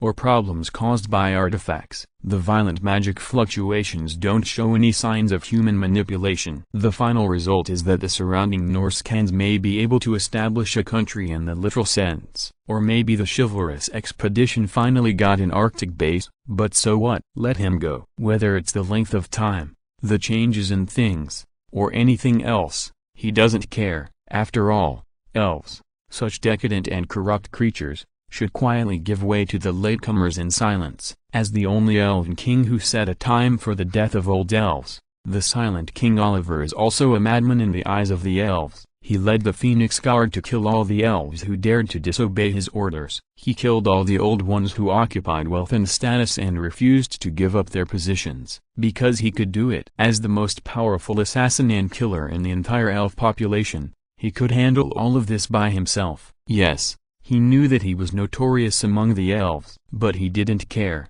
His predecessors were probably the same. In fact, the main reason why they could become the Phoenix King was that in their hands, the elves of Evermeeting did live a better life. After killing those old and weak elves, the inheritance would naturally belong to everyone in Evermeeting. Olivian the Silent was very good at shutting up those chattering court lobbyists. With interests, power, and even control of force, the so-called High Elves showed no difference from primitive monkeys in front of these things. Whether it was education, magic, or other messy things, they were no different in the face of the most primitive violence and terror. He even knew that these people were not good people. The news they told him was very likely correct, but it was all news from a long time ago, because the political struggle of the elves was like this. If you can't describe the attributive clearly, don't blame others for using more subtle words to fool you. Olivian the Silent had also thought about whether to completely reform the entire elves, but after thinking about it carefully, he gave up this idea and began to move towards the regular elf king. Send the fleets of the White Tower and the royal court to teach those demons who attacked the territory a lesson. Then warn that young guy, and by the way, educate them what real spells are and what real resistance to chaos is. We are the real pioneers against chaos, and we are the race that has mastered the real technology. Are you going to unconditionally hand over those anti-chaos technologies to those backward races? The Lord of the White Tower raised his eyebrows with some displeasure. The primitive psychic technology mastered by those monkeys can also play a certain role, and perhaps they can produce some results. There is no need for us to fill their technical inventory with various teams. Perhaps exchanging knowledge is not a bad idea. Don't always think about cheating other races, old man. You and I both know that the elves are the best. Of course he is not the best. It is better to say that he is the most disgusting. The entire population, from gods to leaders, is full of despicable guys like himself. So Olivian has been thinking about sending this despicable population to the grave, just like he sent the elders and the old guys in his own population to the silent forest. Enjoy the legacy given by the elves, lucky guys. This is all I can do.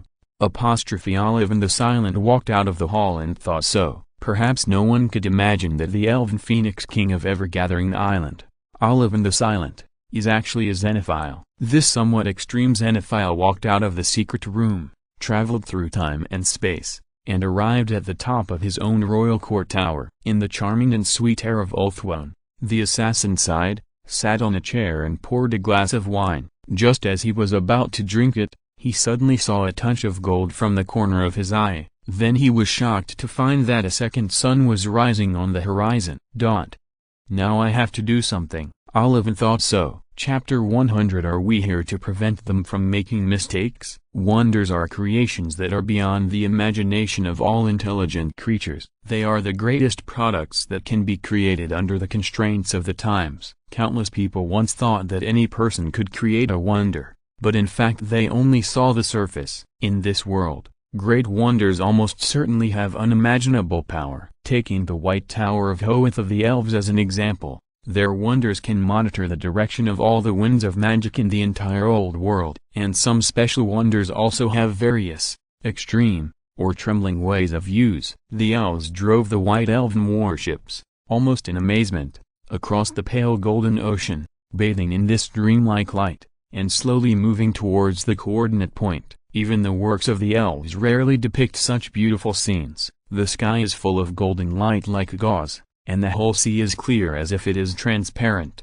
driving on the ocean to create ripples. The fragmented golden spots are even more lovable, and they are scattered and broken in the hands of many absent-minded elves, making people feel lost. This is not a natural phenomenon. At the other end of the sky, a huge psychic torch is burning in the eyes of all the elves, scattering countless golden lights in the sky, creating this beautiful picture. This huge torch did not show any aggressive state, and all the elves even felt that something was watching them. But the light did not have any thoughts of attacking or mocking, but just looked at everything around it calmly and gently. It was as if the sky and the ocean were turned upside down. Looking around, only the direction pointed by the torch in the distance was the direction they were heading. Is this something that a group of ordinary wizards can do? An observing elf looked at the dazzling curtain of water and sky, and couldn't help but ask, if I remember correctly, we should come here to support some ordinary wizards who fight against chaos. If this is an ordinary wizard, I can directly take off my head and give it to him, to express my respect and admiration for ordinary wizards. But obviously, we are not facing ordinary wizards. Standing on the bow overlooking the golden light of the sky and water, the wizard from the White Tower sighed, and the expression on his face was very ugly. Anyone who is somewhat sensitive to the wind of magic can feel the power contained in this world. These fragmented golden lights are the embodiment of a certain person's will.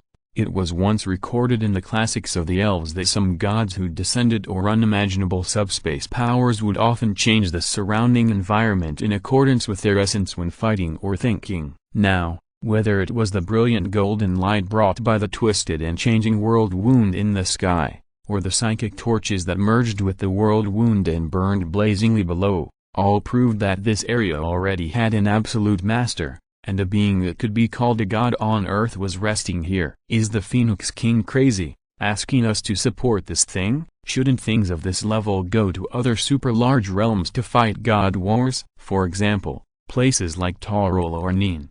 The White Tower mage looked at the golden sea, sighed slightly, and didn't want to say anything more. Although many of the sea guards of Lothern have studied magic and related skills, they are not really specialized in these after all, and can hardly feel anything else. What they can feel and see is a huge golden curtain and a very beautiful world. But as a specially trained elven mage, the White Tower mage can feel, or touch more things. He can feel that the huge will is observing them through the lights of the sky. That huge thing is looking at them, expressing curiosity, observation, and even some joy about their existence. The moment he detected the signal, the White Tower mage instantly felt that his view of time and space seemed a little unbalanced. As the weird imbalance disappeared, a small golden sun appeared above all the elf fleets. No, it was not a golden sun, but a floating warship that looked very much like the sun, with very round curves and covered with countless golden runes. The elves lined up almost instantly, opened their magic bows and aimed at the strange entity in the sky. The martial arts attainments made these elves who had been training for a long time almost as one, and in an instant they switched from the amazement just now to the vigilance, and aimed their sharp arrows at the bizarre structure in the sky. Until the next moment, a crack appeared in the middle of the structure in the sky. A man in a golden robe, with slightly dark skin, but covered with golden runes all over his body, was slowly descending from it, and slowly landed on the deck under the vigilant eyes of all the elves. "Hello, Travelers from Ulthuan, we are the Star Bearers, entrusted by Lord Leon to help you understand and reach the Broken Land. The Golden Man looked at the elves in front of him, neither servile nor arrogant, and said softly, "If you don't use our guidance, you may easily get lost in the light of the psychic torch. At present, only we, the Star Bearers, are recognized by the Lord's psychic torch. If an accident happens, it will be a great pity and grief for both of us. I hope you can understand." Star Bearers. Yes, people who carry the stars, this is the meaning of our name. Looking at the elves' strange eyes, the man who descended from the sky smiled and said, "Our great master once told us that when the distant ancient saints arrived, he once fell to the ground and made a contract with our ancestors to take us into the starry sky." Hearing these words, the expression and thoughts of the leading White Tower elf became more confused. Something is wrong, right? Hasn't the starry sky been blocked? Moreover, the old world was the most tightly locked one. How could he say that he would bring people to the starry sky without any evidence? Even if he had the power of gods, it was impossible to bring people to the starry sky so directly, because according to the knowledge known by the elves, this starry sky should have been blocked and covered long ago. Otherwise, why would they have nothing to do but play around with the depletion of resources? Because they couldn't get out at all. But the elf didn't say these things. He just looked at the Golden Man in front of him cautiously and nodded gently. "Thank you. Although it's our first meeting, your etiquette has left a good impression on me." First meeting? The golden figure walked on the deck and asked in surprise. "We have traded many times, haven't we? The High Elves from Ulthuan, your treasure fleet even stopped in the Golden Country. I mean, this is our first meeting as individuals." "I see. I misunderstood. I'm really sorry." Damn those damn trade elves. What else did they not say? This is another piece of information that I have never heard of. Have the elves of Haman cut off the news from the inside and outside? The elf leader cursed in his heart, but still nodded gracefully. However, his eyes had already looked at the golden floating warship in the air several times, and he wanted to remember all the strange patterns and materials on it firmly in his heart. People don't need to see it. Those inscriptions are essentially the promises and expectations of a god in the human world to his own family. The golden lines have been engraved into the souls and flesh of these guys who should have been human beings by the power of the gods. It's as if half demons and half elves are not human beings at all. So what is worth paying attention to is the floating warship in the sky that has closed the rift and is advancing with the elf warship in the golden ocean and sky. The completely unknown floating technology. The mages of the White Tower have no idea what the golden inscriptions on it are, and can only barely recognize that some runes in the corners may mean anti-gravity. However, the technology used by the entire fleet is technology that the elves have never heard of, and the material of the hull has never been seen before. Although it looks like the wood of the Oak of Ages that the Wood Elves sent as a symbol of friendship to the elves, it is impossible to think about it. After experiencing many disasters, the Oak of Ages of the Wood Elves is now trying its best to restore its trunk, and it is also attacked by beastmen from nowhere all day long. If so much wood can be taken out for construction, the entire Wood Elves will probably surrender to this force, so that they can use the power of the entire tribe to offer such a few warships. Although they are expected by the Phoenix King to let these hairless apes know the elegance and anti-chaos technology from the elves, the elves always feel that something is wrong. The bright psychic lighthouse and the golden curtain that covers the sky and the sun, all of this seems to be telling the greatness of this controller. Especially after 5 days, they were surprised to find that the negative star knew almost everything. The feelings that the elves have for the controller here are already a certain degree of fear. According to the judgment of the human body itself, this negative star was probably a farmer who cultivated the land a month ago. The instinctive strain on the lumbar spine still exists, and the biological cuticle on the palm has not softened and fallen off so quickly, and there are even some instinctive hunched postures. But such a person can skillfully answer the questions thrown by the elves. Yes, he is so knowledgeable that even some elves from the business system who are proficient in miscellaneous knowledge are ashamed of themselves. From how to forge an exquisite elf jewelry, to forging a powerful magic sword, as well as the outline and knocking of armor, and how to choose the perfect time to plant a rose, even in terms of spells, Although he does not understand, he can speak many fluent theories. When the elves asked him how he got this knowledge, he always smiled and said that he could get it by being inspired by the gods. But the elves just thought this person was farting. That is a god. The gods of the elves are notoriously cold and tyrannical, and the gods of other races don't seem to say anything good. Maintaining one's own mystery and strengthening faith are already secrets that don't need to be said. But why is it so strange here? Almost every elf was amazed at the psychic lighthouse that was getting closer and closer, and the huge world wound that was suspended in the sky like a groove. But at the same time, the confusion and anxiety in the hearts of every elf were increasing day by day, and some even had the urge to escape. Are they here to help the poor? It's more like these people are here to help them, right? We are almost there. Everyone from Evergathering Island. 5 days later, standing at the vanguard of the fleet, the golden human who had not slept much still smiled and pointed directly below the psychic torch that was like a second sun. The port of Sage Beach is preparing a welcome ceremony and space for your arrival. If you have any dietary restrictions or food you prefer,